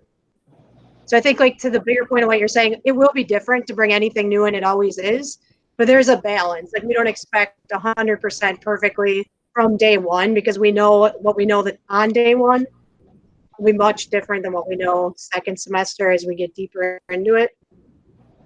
It will be better. Sorry. No, go ahead, Claire. Okay, speaking on to the professional development components, especially with the timing of what's going on, just keep in mind also that Amplify currently is offering a lot of professional development virtually right now, just to support us even in this hard time. And so I don't anticipate that going away as well. So depending on what fall looks like, there are a lot of opportunities virtually that actually Amplify has developed because of the situation. So that's also just kind of a benefit during this time. I concur with Jane and obviously Cheryl and Amy. But I got to say thank you, because there's a whole complete different spin on this presentation today than it was the last time. So this is one of the reasons why I asked this to be on take it away as an action item to be put on as informational, because me personally, I just gained a lot. And so thank you for that. I also just noticed that there's kind of a difference in, I'm just hearing that reading this, that lessons can go kind of fast. And I'm just really concerned that, you might have a student that might be confused or not, or just need a little more explanation, so that we have a little leeway. And that's where I kind of more the, not just a lecture online, computer class, viewpoint, that they have a chance to have more of a hands-on classroom, conversation with teachers if they are a little behind, and because I could see this kind of rapidly going fast, going through the manual when I was looking at it a little bit last week. I just hope that you guys kind of look at that, and I kind of like to hear from the ones that are maybe not all on the bandwagon right now, and kind of hearing their side of it and saying, what are we going to do to adjust it? Because I do agree that we could use this as a resource with Amplify.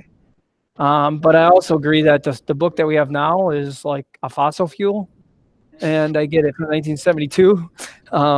So we have to make a change. I'm just saying it'd be good to have something in the middle, like a nice collaboration piece. And so that's why I asked to be this on an information item, because maybe this is something we can come back and hear from the rest of the school board members, which you are, but also is how can we get in the middle of this between the ones that maybe are naysayers, right? Because the teachers, if they're saying this, and it seems like most of it's on one school versus another school, versus East and West, how can we get, because I agree with Cheryl was saying is, Empower did great on their numbers, and West did great, and then East was a little bit less. Is that because the teachers don't like it, or they're not on the bandwagon, or what's the reasoning behind that? So Frank, I can ask. My mic's on. I can answer the first part of your question, and that is, if the resource is going too fast, Jessica pointed out that she had her class leveled by different abilities and pacing and so forth. So she was able to recognize that some students weren't quite grasping or understanding the concepts, and she was able to slow things down for a particular group of students. And the opposite is true. There were several students who were accelerating that just absolutely ate it up and loved it, and she was able to accelerate some of their learning through differentiation. And that's just what a quality teacher does. They recognize students that need additional support, and they also recognize students who need additional extensions or further learning because they just absolutely fall in love with a topic or a content area. So that should answer your question is, yes, teachers, will differentiate and modify based on where the class is. That's just high quality instruction, which all of our teachers, do. I just think it's the wave of the future with the online learning. The way I see it, the book is old. We're moving forward. Here's this book right here. If you can't see it, everybody, and it's heavy. This is like 10 pounds. Sad to say that. I like what the presentation looked like. I thought all three of them did a great job. And Annalee, you put a great team together to present it to us. And what it is it's the kids that know how to use the computer and know how to navigate through everything. And those kids that have that kind of mindset that are on it, I'd say 24/7. But the ones that aren't on it, often, it's probably gonna have a harder time to navigate through some of the curriculum that you're putting out. But like you said, you broke it down. The ones that need help, the ones that are right in the middle, the ones that are just flying right through it. It's how they navigate a computer, what they know, and how to use one. I think that's where they'll learn. And then they can make mistakes and just go back and fix it and try something else, with that same lesson. And I think it's just a great idea. That's me personally. I also just want to add, like what you were saying about the technology, not everybody's good with it. I have a few students that prefer not to be on the computer. And so I have the option, I have workbooks, the paper workbooks that you have in front of you. I have a couple of those that students would rather use versus the computer. So I also differentiate that, as well as, most of my students love the technology piece. And right now we're doing chemical reactions virtually, which I can't imagine doing without having Amplify, because chemical reactions, I don't know how you would teach that without being in a classroom where they could see, but yet I'm able to set up simulations, and I'm able to send them videos of the labs and things like that I wouldn't be able to do without this resource. So I just, again, I know Cheryl was saying that she's worried about starting it in the fall. I'm worried about not having it in the fall. That's really my students have come such a long way and are making such huge gains as far as thinking as a scientist, things I would hate to see that be lost. I'm hearing from the group that regardless of what we do, something needs to be done. Like the status quo, the use of the very aged textbook cannot continue, right? I hear some concerns about the pace, and I hear some concerns about the support for some reluctant staff members who may be very connected to independently developed resources. And I also hear that we're probably going to need to work to integrate all these things together to find the Oak Creek way of addressing these standards and seeing the success, right? So I don't hear people saying this is something that is bad. I hear people saying that we need to do the hard work, right? Is that a fair way to summarize the discussion of the board for the group that's here together now? Yeah. Yes. Can I actually add onto that? This is not in any disagreement with that whatsoever, but there's a couple of points that haven't been. I feel like we haven't really taken advantage of asking questions that can be answered by the people that are here. So what I've kind of summarized the feedback that I've gotten about this into 5 sort of intertwined topics that I actually have formulated a question on. So my question is, why the first one, and actually I think 1, 3, and 5 are kind of tied together. So let me ask these together.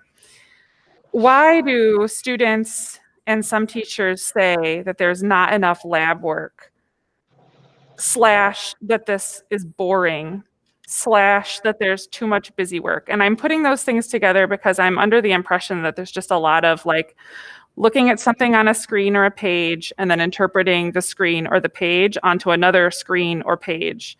And some kids just are disappointed that that's their science experience. And what I want to know is from the teachers that are here that are presenting positively on this,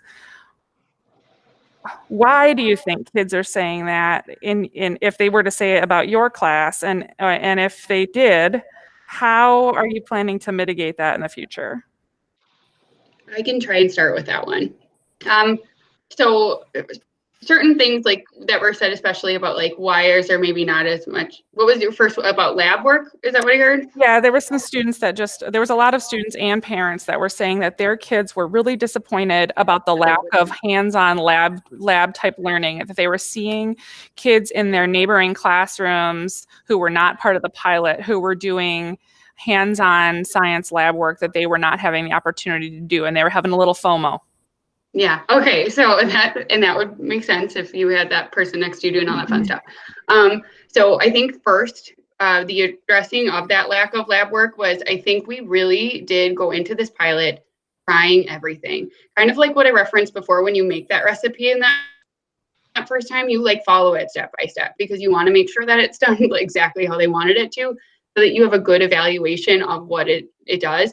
And I think this year, personally, it took a lot of time. And so now looking back, I know how many different things I could do to either reduce time, change things, to add back in some of those things that I didn't have as much time for this year. And so that was a bigger thing, was I think time management. And I think that's going to be a prevalent challenge for us moving forward on all of it, is just how are we going to make this work to be able to bring in those really fun experiences that maybe are different than Amplify, but also then make time for those really fun experiences that we were able to share with you tonight. So I think that this 1 year is a hard one to look at student experience when we were all literally just following the recipe. And I think too, when you do a pilot, you need to do it with fidelity, and that doesn't always mean things are fun. So as I was teaching, I was making notes of things that I would definitely do instead of maybe the daily warm up. The kids thought that was boring, so I cut that out. When I showed you the simulation of a human body, it talks about the digestive system and the circulatory system. Maybe I bring in, let's say, an earthworm and have them dissect that and compare and contrast the circulatory and respiratory systems to their own. So there are things, I think, after the pilot that as we reflect, and teachers need to be reflective. We expect our students to. We also need to be reflective and say, what can I do to make this better? You know, this is the pilot that I did. I did it with fidelity. Now I'm going to go back. Here's what the kids said. Here's what I feel. And this is what I'm going to try. So, and I sensed that too when I got to the end of Q1 and I was using it, and the kids were saying, well, we want to do a dissection or something. The other class is. And I said, you know what? We'll do the cow heart. They're going to be doing the cow heart. We're going to have the cow heart too. And I related that to what we were talking about and part of a body system. And I threw it in there and I made the time for it. And that's what teachers do. You accommodate.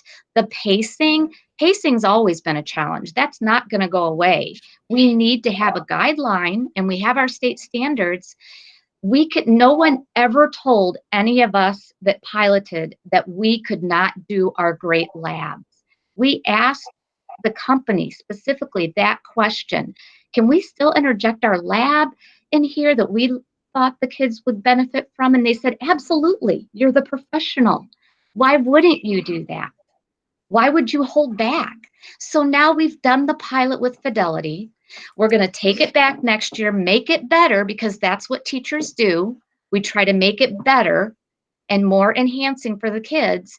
And that's how I feel, 31 years of teaching, and I've done a few pilots. They can be ugly.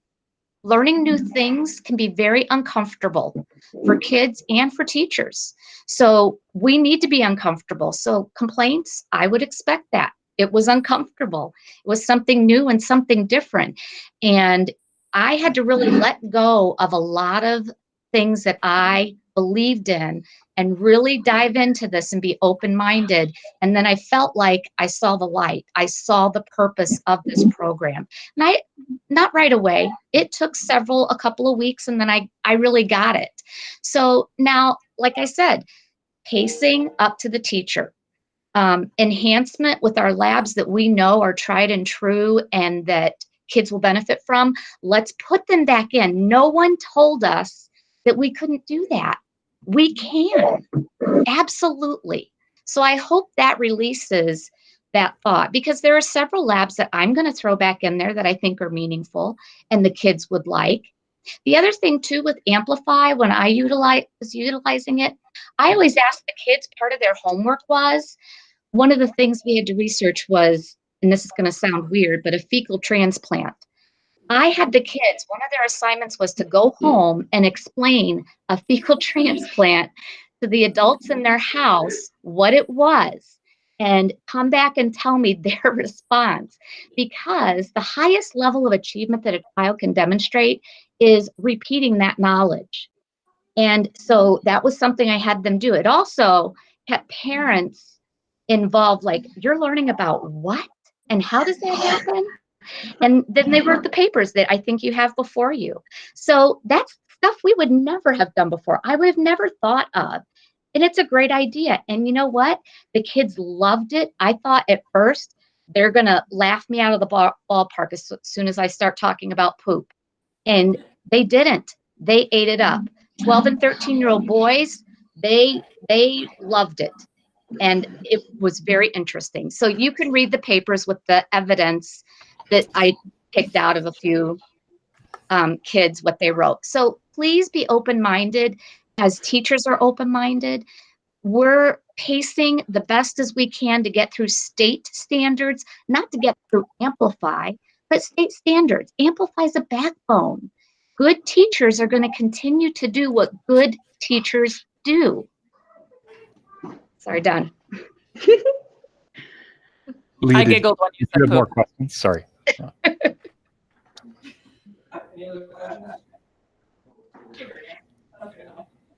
So I hear there might be some integration challenges too, right? Because we have, like Tammy very articulately described, how we have to take some of like these things that we've done for quite a while very well, that we're attached to, that we know are high leverage, that we know are high interest. And we need to figure out how to integrate that with this new resource that addresses all these areas that we know desperately need to be addressed. So what I'm hearing from the collective group is something related to time. Time seems like a central fulcrum to what we're dealing with here. Time to grow comfortable, time to integrate, time to figure out how we're going to do this and with whom, and how we're going to partner with other people who may be reluctant to this resource right now.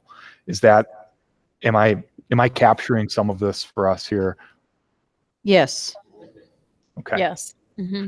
So can we also add a little bit? I would like to hear and I know there's some high school teachers on here somewhere.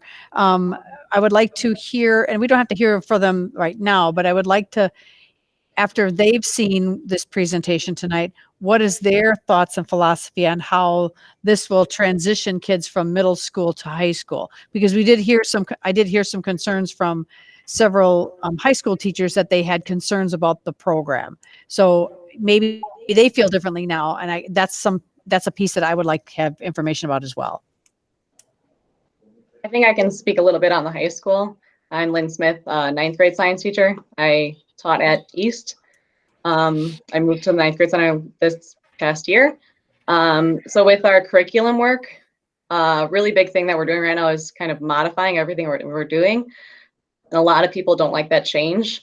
And I'm not sure if that's where some of that hesitation comes in with like presenting it to their students, presenting it to the family. So depending on who's presenting that pilot and how they're kind of taking that pilot as a resource and not a curriculum is really big right now, because a lot of people don't want to let go of what they're doing, even though we have to start matching it to our standards. And then this year we also kind of honed in our standards to try and go deeper with things. And I think this will help with that pacing that Frank was asking about, that now we're going to be focusing on less is more and going deeper into those standards so we can take that time to work on those students that need a little bit more time to work through these processes.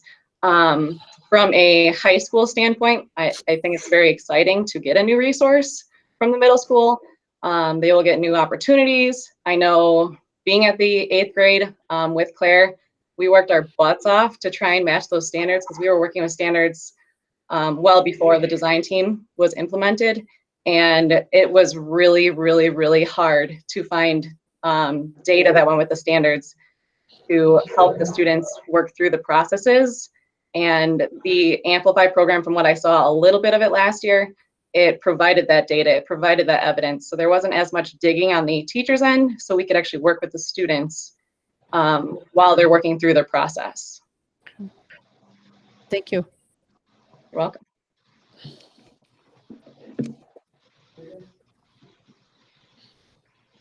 I didn't know if you wanted to hear from all of us, but I have only been through Amplify from what's been said through our middle school teachers, and Miss Leannis gave us some access to it. And, you know, I agree. First of all, anything that can align to NGSS standards is important for us for all of the work that we're doing. When Annalee first started this presentation, she couldn't have been more correct on how our science curriculum has not been up to date in a long time. And it has been really nice to be able to collaborate, you know, K-12 regarding science. And I mean, look where we're at right now. We're teaching and learning virtually. And to be able to have resources that we can use online is something that helps. Again, implementing it in our classroom is still authentic for us, but being able to have an online resource that we can use, I think is what's important, and one that aligns with the standards that our district is putting in place. I mean, the science at Oak Creek is phenomenal. It's going to be so amazing with everything that we're doing working together. I couldn't be more proud of our department and how it's been led to this point. Okay, thank you. I've got a question. Kind of following up on Leah's issue with the lab time. Is there any way that certain grade levels you could integrate a lab time requirement for the classes, because all teachers, you know, are not going to take it upon themselves to add lab time if it's not required? So I'll note that, and I think John and Annalee and others in this group have probably had a similar thought, that the coordination and the time issue that we're talking about and the integration issue is going to require that we figure out which of these labs are the ones that are critical, that are high interest, that people are super engaged in. And if we take a little bit of time between this moment, hearing that feedback, and returning with this as action item after a period of study and professional development, like I would assume that the group would see the need for some sort of I don't know what the word is, some sort of equity in the lab time throughout the classes. Like, what are the critical labs? What are the high interest labs? How are we making sure that experiences are substantially similar classroom to classroom in terms of high interest lab work? Am I out in left field, John, Annalee, or any of the teachers on the call?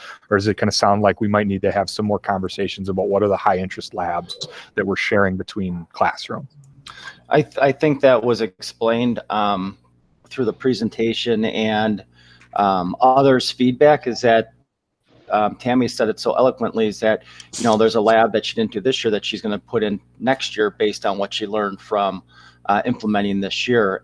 As everybody said, the first year of implementation or piloting is going to be different. It is going to be change. No one said ever that they could not use labs that they currently are using. The only caveat would be, are they aligned to the standards? If they are, great, use it. And Amplify has voiced that as well.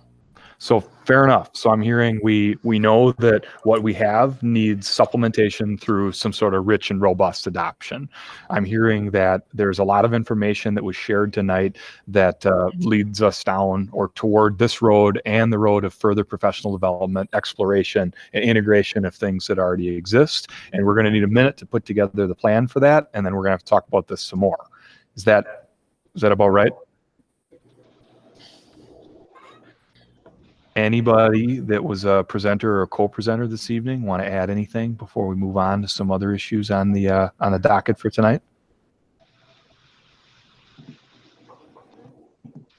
Okay. So I personally want to say how impressive I found this to be this evening. There's so many people all at once doing this really phenomenal work and showcasing it for us in this new and interesting setting.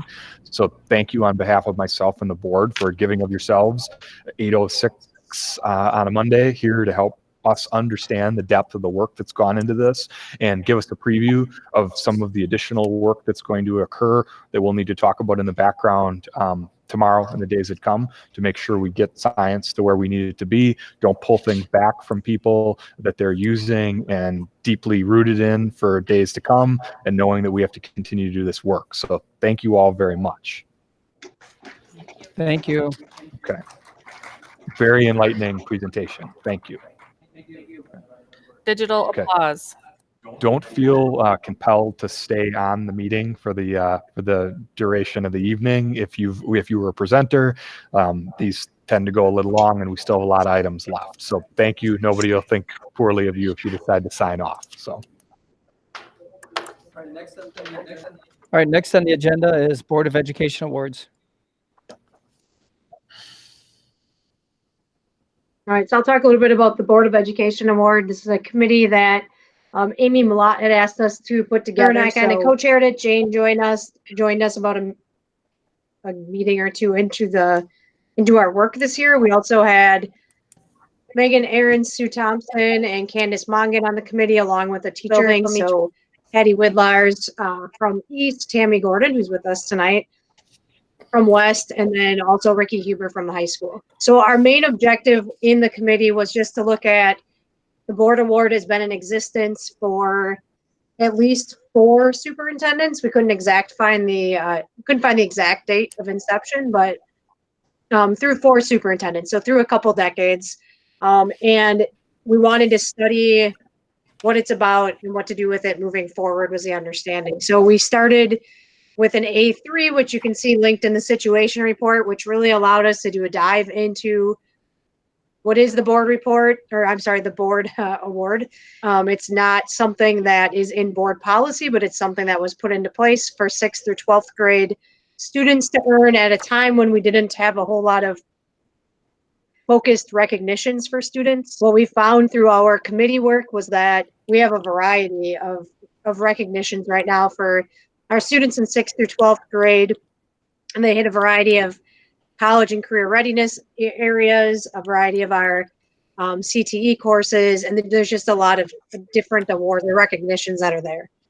In the process, we also found that the high school has an outstanding night recognition that's relatively new in inception, maybe on its 3rd year, that ties together not only academic achievement, but attendance and behavior. And that took a lot of interest by the group to have a variety of pieces coming together versus just academic. So in further discussion, what the committee came to consensus on was it would be great to have something similar to that for middle level. So we brought together the outstanding, do we call it junior night? We were calling outstanding middle school student for a little bit, but an outstanding award for middle school students, similar to the high school, no discipline referrals, attendance of 90% or better, and then a variety of GPA checkpoints that both East and West would have for their students as a recognition. So there's consistency across the 3 middle schools, and then also feeds into what they're doing at the high school. We felt that aligned with the other recognitions we have, met all the needs we had as a district, and that we don't need to continue on with the school board award. We then had an extensive discussion about how do you exit that and when. And through those discussions, and Amy and Jane were bringing feedback to the board along the way, and we were bringing feedback to our buildings along the way. But through that discussion, decided that this would be the last year of the board award, and then next year at all levels, we'd move forward with the recognitions that are listed in this A3, which you'll see are variety and the new outstanding awards. And then there's a whole rollout plan you can see in there, but I know the meeting's getting long, so abbreviated version is that the school pupil service teams will take a big role in ensuring that their students, families, and teachers are aware of the award. The admin teams will be sure to bring it through the beginning of the year meetings. And then we've also all committed to quarterly updates with parents via infinite campus messaging or through conferences, like reminding them that this is one of multiple recognitions that students can earn. I think that covered anything. Amy or Jane, I'm not sure if you have anything else. No, I think that's about it. I did just want to add that, this really came about because at the board award ceremonies and at other ceremonies, when we would be presenting this, it just felt like there wasn't a real true understanding either by the students themselves or the parents or what it was that they were winning. And then it felt like about half of the whole student body was winning the award anyway. And just felt like we really needed to revamp and relook at and reconsider what these awards really were and if they were really incentivizing the students to do better in school. And I think the way we've outlined it now and changing it to outstanding night, looking at not just GPA, but also attendance and other behavioral referrals will really, I think, have a better reflection on the district as far as what an outstanding night really is. And I really like that there's a mirroring of what's done at the high school, at the middle school as well. So it's kind of a building to some consistency from 6-8 through 9-12. My question, one of my questions is, I will admit, I will be sad to see this go, but I do agree. That's because I've been around since it's been probably started. But I do understand because I do too. I think I've been concerned because it seemed like so many people were getting the award year after year because we changed some requirements on GPAs and things like that. So did people really understand what it was all about? But my question is, how will this impact kids with different learning abilities? Maybe our special ed kids that one of our Board of Ed awards, there were a number of them who earned this award. So I just want to make sure we don't leave out that group because their requirements might be a little bit different.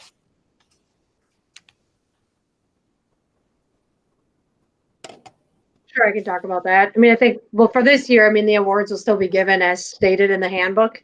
But I think when you look through that list of other recognitions, there's a variety of ways that all students could be recognized. I think that's what the committee felt really good about was just at the middle schools too, through their honor roll and high honor roll awards, they also look at most improved. So you don't necessarily have to be like the top of the class to be recognized, but if you're making growth from where you were to where you're going, there's a celebration in that piece. Megan Aaron just commented too, if you see that there's going to be growth recognition going on and celebrated with the students, which is all about gain that they're making from where they're at, their next step. It's not about being 4.0 or 3.5. And I think that's something that we really valued that we made sure was there and that was consistent across all the buildings. That was another finding in the committee that wasn't necessarily consistent and now it will be. I have a question. So when I had heard Amy talk about this at some point, this idea that there might be a sort of phasing out of the award. I'm imagining the person who I'm imagining is the kid who got it in 6th, 7th, 8th, 9th, 10th grade. And we're giving it for one more year, so they'll get it in the 11th grade, and then they don't get to finish their little streak. And so I was wondering if there was going to be any kind of phasing out where maybe the Board of Education award would continue to be given just to those very top grades until it, so that the kids that had gotten it for like 5 straight years could get their 6th year or whatever. And I know that was a conversation that was happening, and I'm missing. I apologize that this is already in the document. I can't really look at it on this presentation format, but what if there's been any decisions made around that sort of a thing? Yeah, I think we knew that it would have to end at some point, and that we did feel that it needed to either be a hard stop at some point or not at all. Just because if we're phasing in this outstanding night award, we would be hopeful that students would understand that recognition and that it was taking the place of a board award. And there are certainly those students out there that are going to have that plaque, and they're going to have 4 medals, and they're not going to have the other 3. That we do understand that. It's just that it had to be either kind of an all or nothing, so that we can move into this new outstanding night recognition. Because I agree with people that there's 1 year, but there'll be people who got it 1 year and won it the last 7, and it was either we say this phases out over the next 7 years, which felt like too long of a process for the change. And then where do you decide? You just say if you've gotten 4 already, you get it. If you've gotten 3 already, you get it. It was just easier to say there's something else now that'll go in place of it. Mm-hmm. And Megan and Sue have worked like on a pennant idea and pin to go on it, something that they'll still earn like that item if that's something that they were looking forward to. It's different, but there's something there. Have you gotten feedback from students on all of this? Are our board students on here? Do they have any thoughts? One of them. One of them left. Sophia left. Yeah. We didn't really. I think most of it was anecdotal. Am I saying? It didn't sound right coming out.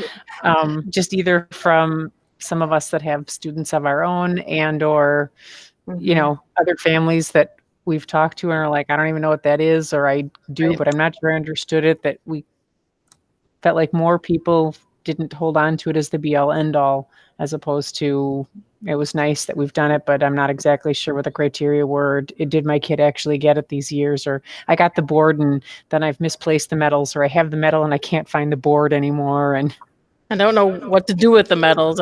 Do they get glued on there? Or do they? Right. Yeah, there's a lot of confusion about that. Sometimes at the award ceremony too, I would leave and there would be some medals left on the chairs that the students just disregarded. So, yeah. That's it. All right. Any other questions?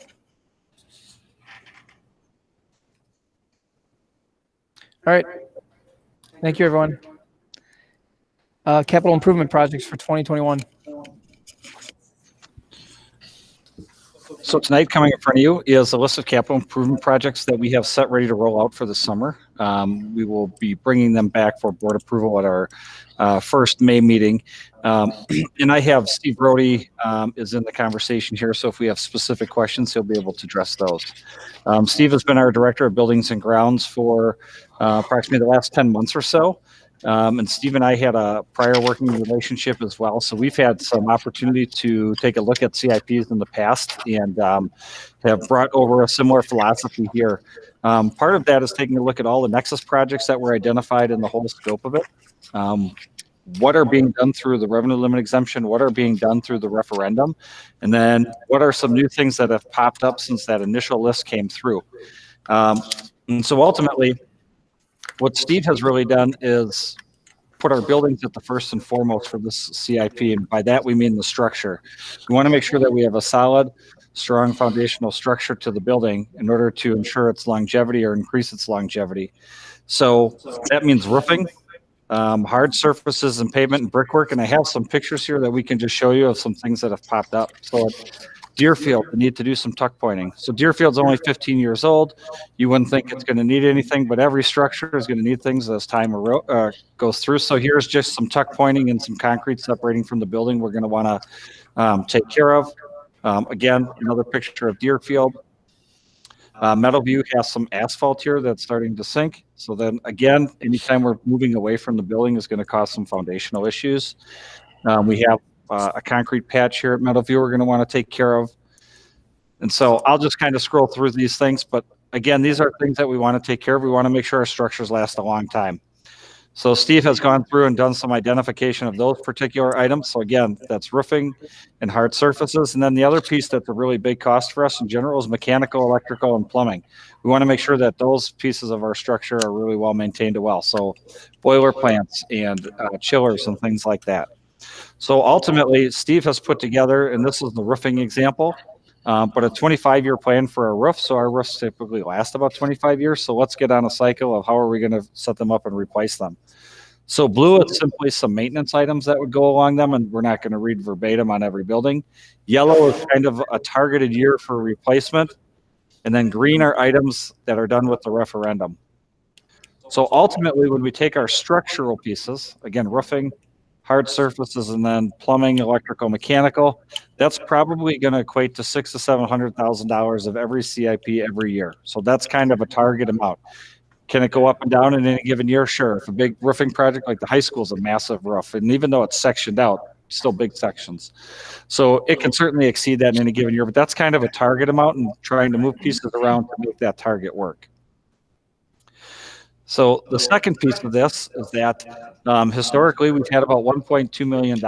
And I can recall a couple of my first board meetings in here, a discussion about how do we increase some funding for our CIP project. So this year we currently have built in a 2% CPI adjustment. So again, we haven't approved a board for the upcoming year or a budget for the upcoming year, but right now we're building it with that model in to start increasing that just a little bit at a time. We're still at this point following PFP 710-1, which outlines how projects are picked. We are going to review that though, Steve and I, so that it fits a little bit more of his logical thinking regarding the structure first and then kind of outlaying it. So that's for another time and day that we will talk about that from Steve and I. But altogether, we've put together a list of proposed items, totals just over $1 million that we want to cut loose now so we can get those out to bid and get contractors lined up.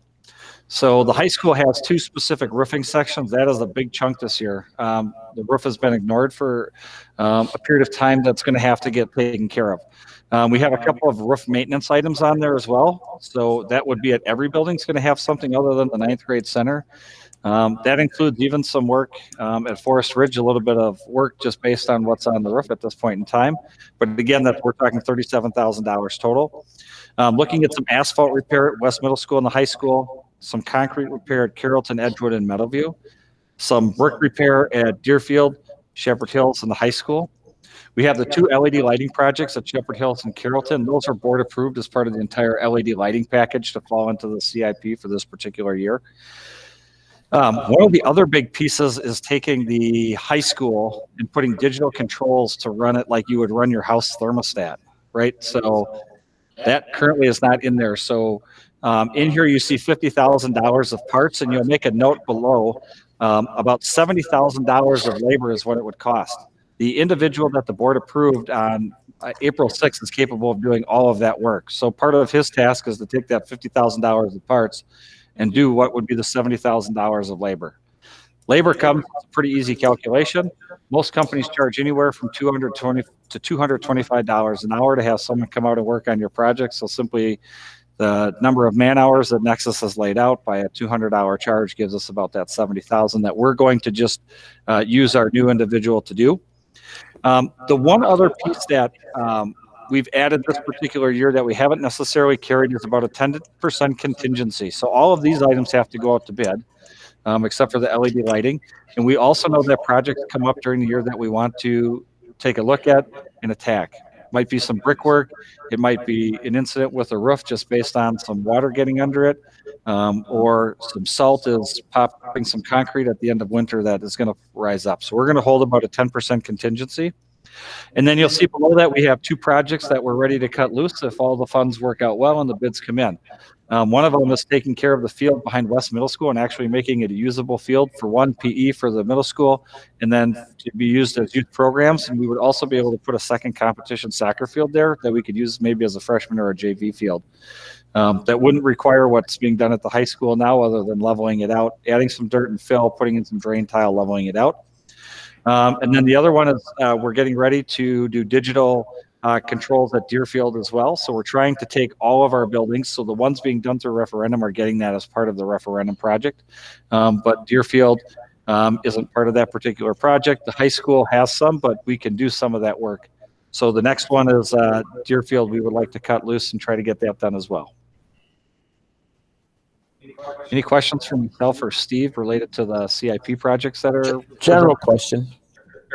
I guess it relates to a certain parts of it, but as everyone knows, the price of oil has really gone to in the tank, and I was wondering if you could maybe, if there's any savings with some of this roofing projects, because I think their estimates and bids may come in pretty low, because all the flat roofs and stuff, we got a lot of that stuff to repair them is all oil-based stuff. So I was kind of wondering if we're expecting any savings on some of the bids and stuff that come through with those. So Steve, I'll let you take that one. Sure, certainly. Good evening, everyone. Thank you for my first formal presentation to the board. I appreciate your giving me the time here tonight. It's I don't think I can compete with the Amplify conversation, but I'll certainly do my best. Interesting on the topic of roofing, not so much because it's an oil-based product, because we are moving to a fully adhered rubber roof as opposed to the ballasted roofs like we have at the high school, but more so because of the labor situation. Many large organizations, hospitals, malls, things like that, have set aside their roofing projects because they don't know where the economy is going. Right, good point. So because we're funded through our CIP, we're actually getting much better bids, not only on our Nexus project, but on the project we're going with as well. So roofing companies are a little hungry right now. They're a little afraid that they're not going to get their traditional work that they get on their big projects. So they're scrambling to give us a little bit of extra attention, if you will. So we have a little bit of a bidding war going on with our contractors, which is a great thing. That works in our favor. Yeah, that's why I asked the question. Wonderful, good question. My question was, Andy mentioned something about the roof on Forest Ridge. That's a fairly new building. What's wrong with the roof? There's nothing wrong with it. The section that Mr. Cromie was referring to is every roof requires certain pieces of maintenance to it. Even brand new roofs, you have to go on the next year and look for seams that might be letting loose, or maybe it's around a roof conductor drain that's on the roof that you need to reset, things like that. So we go through and put together all of the repair action items for all of the roofing. So Forest Ridge may have a minor problem, maybe $500 worth of labor or materials to fix a small thing, or tie back down some flashing, something like that. So it's not something that would be covered under a warranty or anything, if there is such a thing? Okay. Yeah, correct. But it's those maintenance items that we continue to start to do now and work them into our program that will make our roofs last 25 years. I mean, if you don't do the maintenance items, you can pretty easily get a tear, then your insulation gets wet, and now you're doing a major section renovation when you weren't planning on it. And that's part of that whole 25-year plan. Yeah, everything that's been presented is very impressive, and I think, our taxpayers would be very happy that we're looking at this and planning for the future. So thank you for your hard work. Yeah, Cheryl, that's one of my big concerns, and I mentioned that to Dan and Andy on a fairly regular basis. I look at this organization and these buildings as if they were being paid for out of my pocket. Mm-hmm. I have to look at it like that, and I'm the steward of the taxpayers' money. And we just put in a large referendum, and they're looking for us to take care of even the new stuff as well. You can't ignore the new stuff and just focus on the old stuff. I mean, so that's near and dear to my heart and how I approach taking care of these buildings and the structures. Yeah, thank you. I know with this referendum, obviously before went to a vote, they were looking at every school and what are needs and things like that. Is there a reason that these two big numbers for roofing at the high school weren't known about or as part of the referendum? They were certainly known about as part of the referendum, and we have that down. But the referendum had to get whittled down at some point to get it to a number that we felt could pass. And so I think the first number that we looked at was somewhere around 109 million. And so obviously we passed it at 60.9. So at some point, $49 million was whittled out of that. Okay. So lots of things were whittled out that would be seen as essential, I guess. Roofing's a pretty essential piece, but ultimately, while it might have been essential, was deemed just under, just over that threshold of $60.9 million. Andy, you mentioned the timeline. I think that there used to be a different timeline that we were looking at, right? We had it all laid out like this year, over the next 10 years of repairs that were going to be needed. Right. You referenced that and you said it wasn't the right time to talk about that or made some comment about that. Can you talk about that? And yep. So and mention are any of these things addressed on here? Or if not, maybe Steve has said, new priorities, I guess. So it's not necessarily the kind of the 10-year thought process, because we're taking a look at it as a 25-year lump sum on like the structure itself. The part that Steve and I are going to take a look at is really the kind of evaluation system where we take a criteria and we set a particular set of scores to it.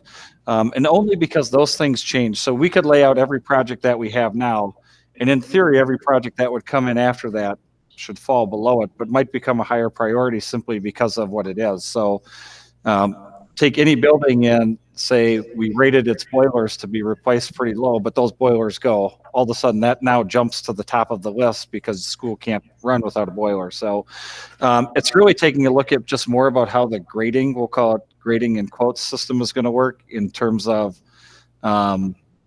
each of the individual items. And then ultimately, Steve and I talk about it quite often.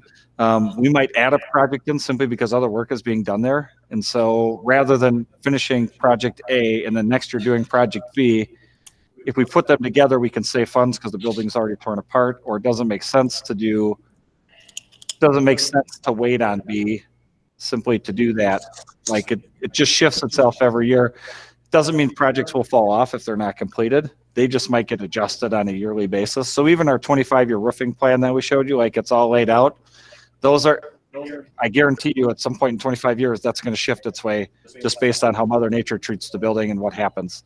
And so, yeah, as Steve mentioned, we might get a tear up there. Well, if we don't find it for 2 weeks and all of a sudden there's a couple of heavy rains, that might change that section of roof versus what was originally planned for it. Okay. Any other questions? All right.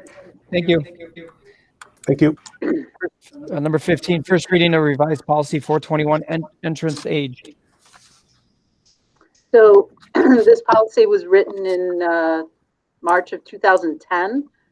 There's been current guidance provided.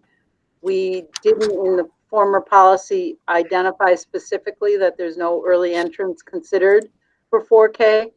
The guidance from the state that we should put that in. And then secondly, we didn't have a definitive date. So September 1, 5 by September 1 is the cutoff. We do consider for early entrance screening for children not yet 5 to enter kindergarten, but we didn't. So I've had requests for families whose child's birthday is in December. And so the guidance from the state is to September 1 to October 15th. So we have that in our policy to propose for approval in May. In addition, there's a pretty sophisticated process that is completed. Michelle Zelton and I coordinate that for any requests. So like refining that process, there has not been a formal appeal. So usually the decision is made, and if the parent appeals it, then we kind of have more conversations. But in this new policy, there is a formal appeal process. All right. I Any would say questions? on average, I get probably 5 to 6 families on an annual basis that want their child to be considered for early entrance into kindergarten, and maybe 1 family for first grade.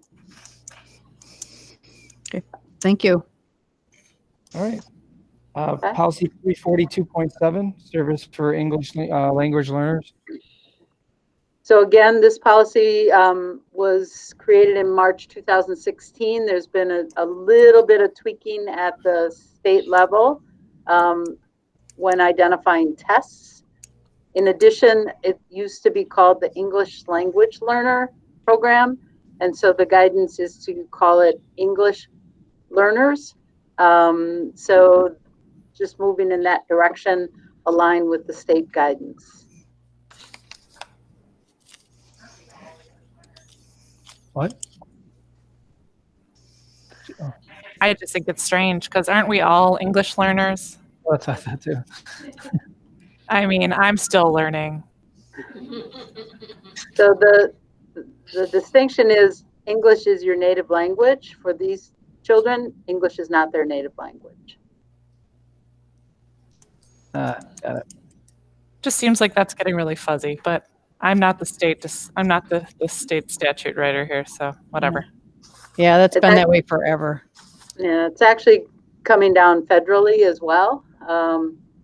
And so just like the distinctions of children with disabilities, like cognitive disability has now changed. So just kind of a refining of the language based on input from stakeholders. Any other questions?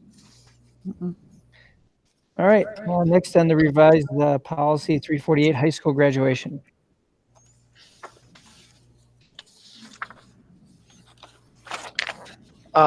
This is more of a clerical cleanup. In the policy, and if you could click on the attachment, please. In August of 2016, there were some changes made to the math and science graduation requirement. They were increased, and what happened was electives should have gone to 8 electives instead of 9.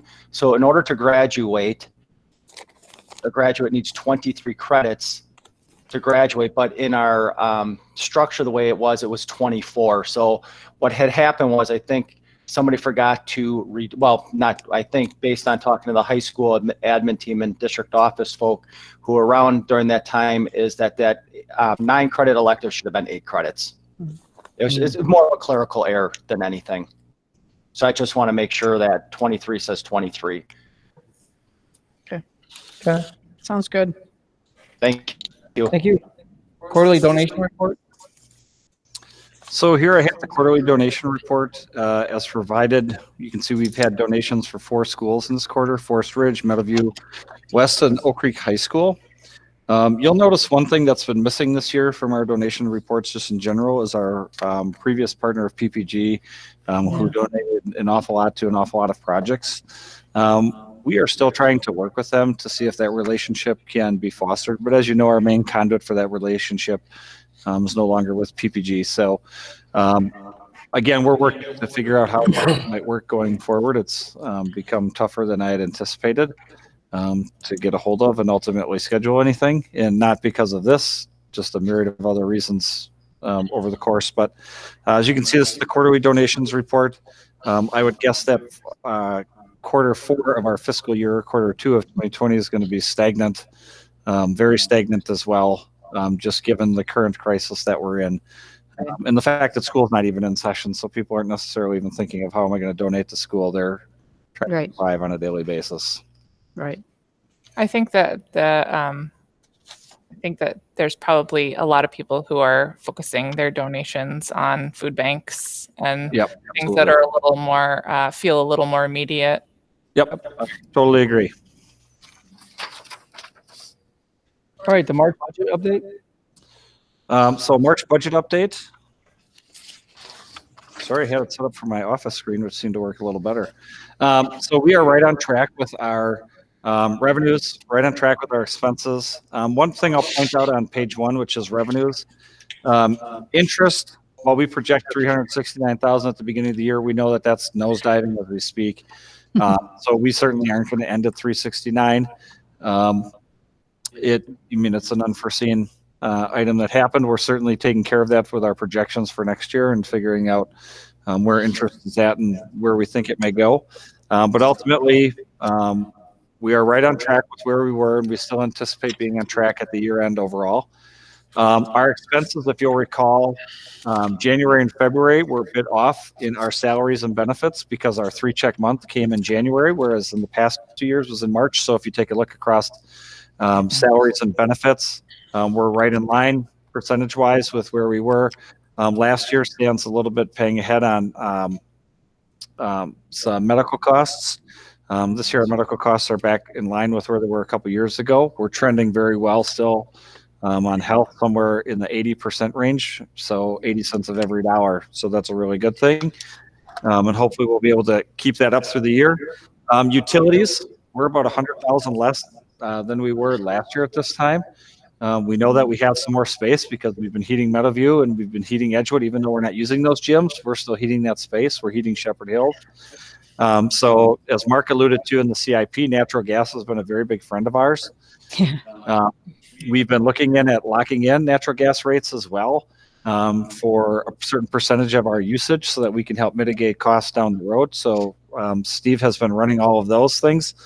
That's like a little side passion of his, is tracking natural gas. As many other things that we've found out, but tracking natural gas prices is something that he does all the time. In any case, transportation is right in line, but again, this is through March. So as you know, we approved a 52% payment. So we certainly will not reach the full 3.1 that's listed here. We'll reach a percentage of that because we approved about $400,000 worth of spending tonight on that. So we'll be somewhere closer to there. Otherwise, the rest looks totally in line with where we are. Fund balance is in a reasonable place compared to last March at this particular time. The goal now is to calculate all of our COVID spending. So how does that relate? All of the additional spending that we've had. I know Dan is working on something formal to bring, or at least address with the board so that we have some numbers that we can put with it. So it's tracking that. It's tracking any savings that we've garnered from that because we have some of those too. So it's working all of those pieces and trying to figure out how we're going to finish the year end. So ideally, we're able to pay a little bit of our Fund 38 debt for next year. We've talked about that with the budget. If we can prepay that, that just helps alleviate some dollars in next year's budget. But all in all, things are running just as we had anticipated for this year. Again, Sam's a little bit of the COVID expense, but we know there are some savings with it as well. So, Andy, I got a question. Today going forward, do we have to be concerned or just kind of be more tentative on Fund 50? So Fund 50 is probably, of all of the things that we think about related to the pandemic, is the largest concern.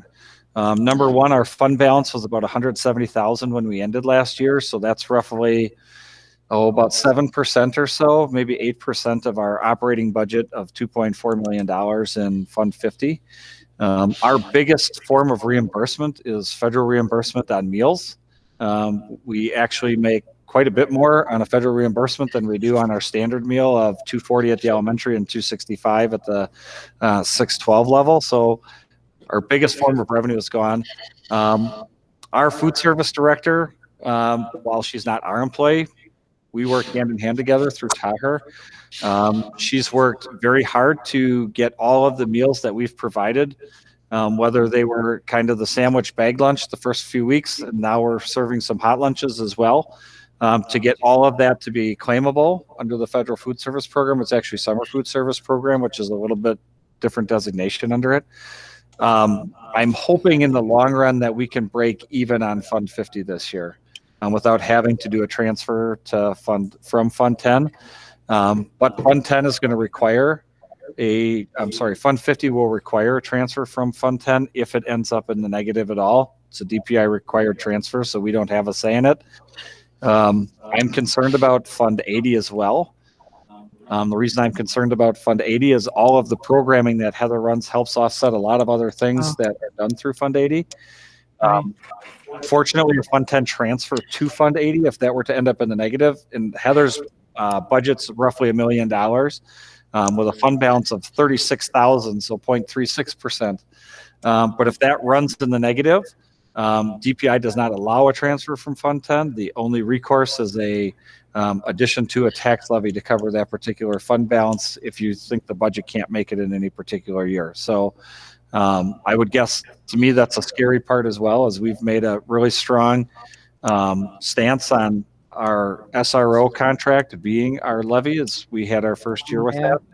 But unfortunately, not being allowed to have people in the buildings, because like it's ended youth programs, so to speak, for the 2019-2020 year. We've provided a boatload of refunds over the last few weeks for all of the programming that we were hanging on to the last dying thread of hoping to get into place. And so we're still paying our aides that are with Aspire, because that was all under the umbrella of paying our staff. So we're wrestling with that one as well. You mentioned something about healthcare. Were you talking, and I'm sorry, I missed part of it. So were you talking about the clinic that we have, or what were you talking about when you said healthcare? So when I talk about healthcare, I'm talking about our health plan. The health clinic to me is a part of that, but a separate dollar entity, because I can give you a pretty quantifiable dollar on that for year in and year out. Okay. So talking about our health plan and how that's tracking. And again, we're tracking right around 80% currently. But anybody that's watched the news knows if we have one person who contracts coronavirus and ends up on a ventilator, that's about $450,000 is pretty much the average expense for a person who ends up on a ventilator, because it's 17 days in the ICU by like $25,000 or something like that. All right. Okay. And then, one last question on the when you said the fund balance appears to be like higher than last year's March. What was the reason that it's higher? Is it because of these savings of the last quarter, because we haven't paid things, because we haven't needed to, or why is that so much higher? Yeah, no, we're relatively close. It's just the timing of receipts when property taxes come in, because January, February are big property tax month. Our state aid has come in. We've also received our per pupil categorical aid at this point in time. So it's just really timing of receipts and expenses. We're fortunate enough where we don't ever have to hold back expenses. So as invoices come in and we've verified receipt of the product and the product is good, we're ready to pay them out. I have been in districts where that's not always the case, and that stinks. And so we're fortunate enough to be able to fund it almost regardless of when receipts come in, just because of the timing and the cash flow that we have, which is a great thing to have. And to maximize investment of interest as well, even as low as it is. Okay, thank you.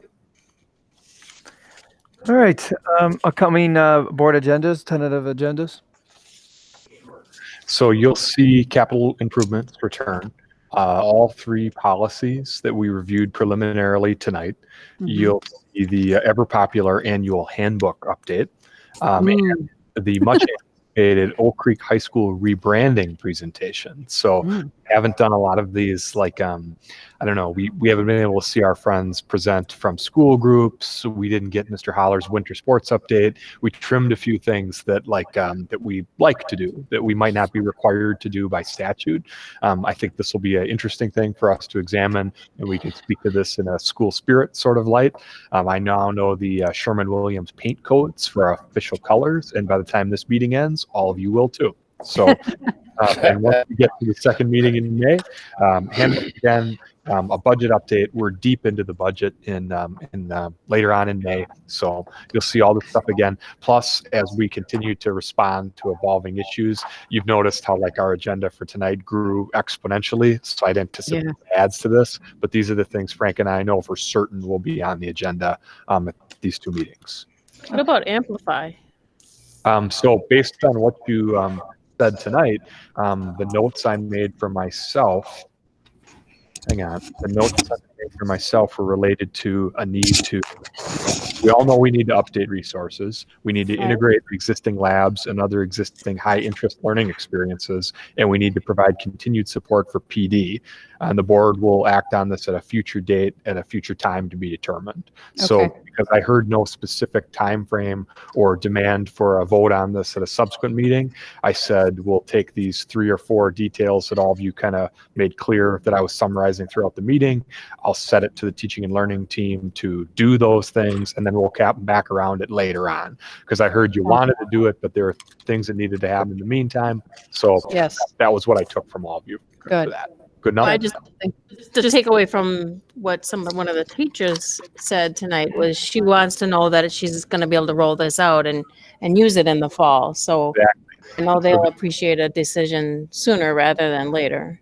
I know we don't have an eternity to determine this, and I also know that we need to, come back around this guy here. So after that, I'll get with the teaching and learning team, and we'll talk about, well, what is the actual timeline for this, and how do we figure it out? So it was good information that we needed to be able to set a timeline to this adoption. Yes. So good. I agree.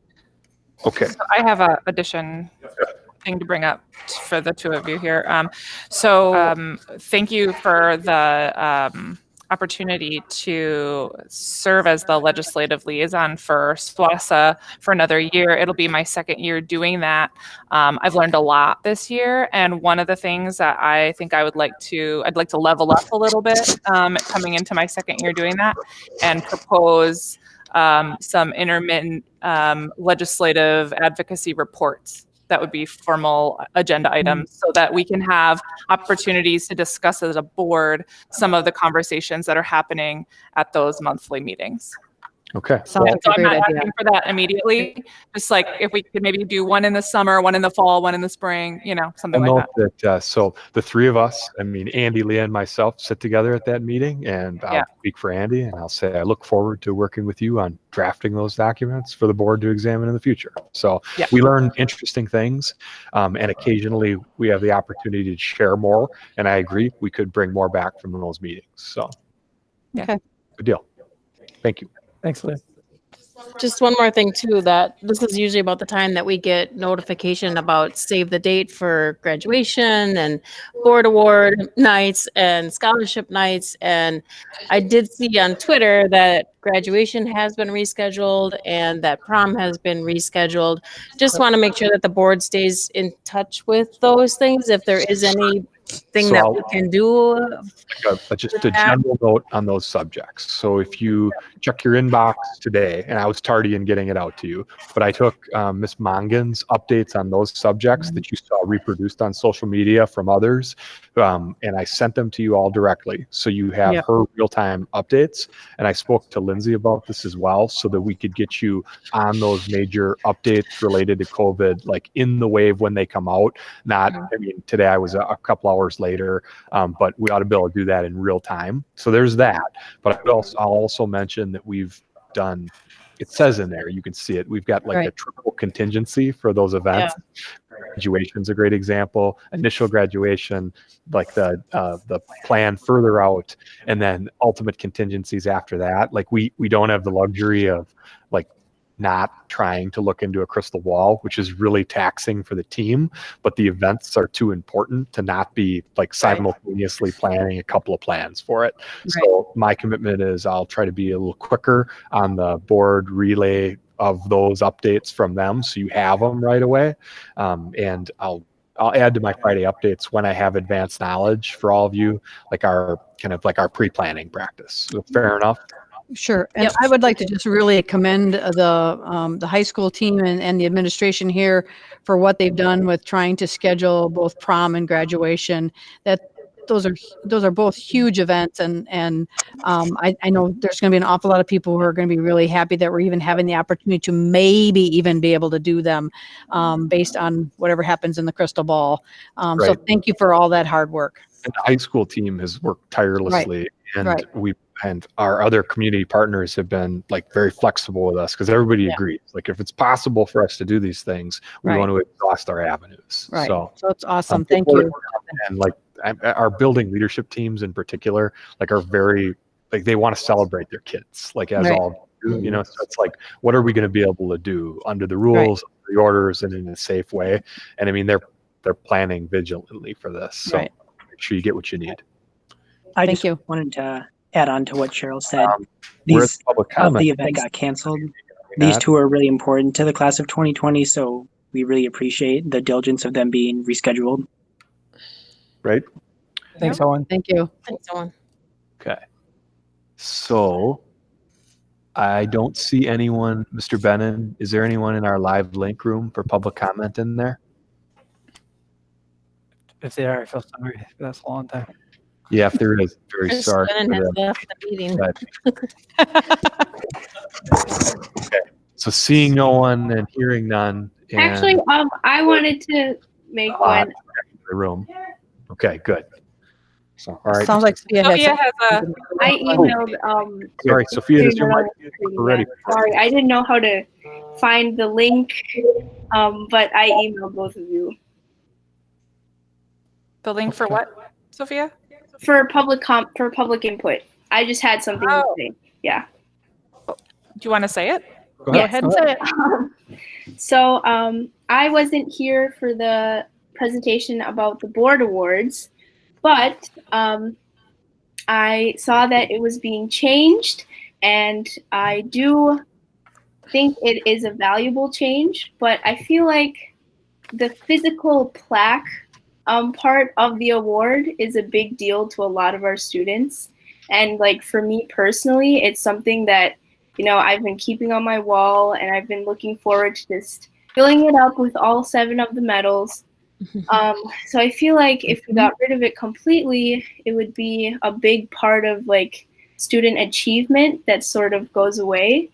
So I don't know if you can do this, but if there's any way you could still keep like the plaque and medal part of it while also, you know, working in the newer award.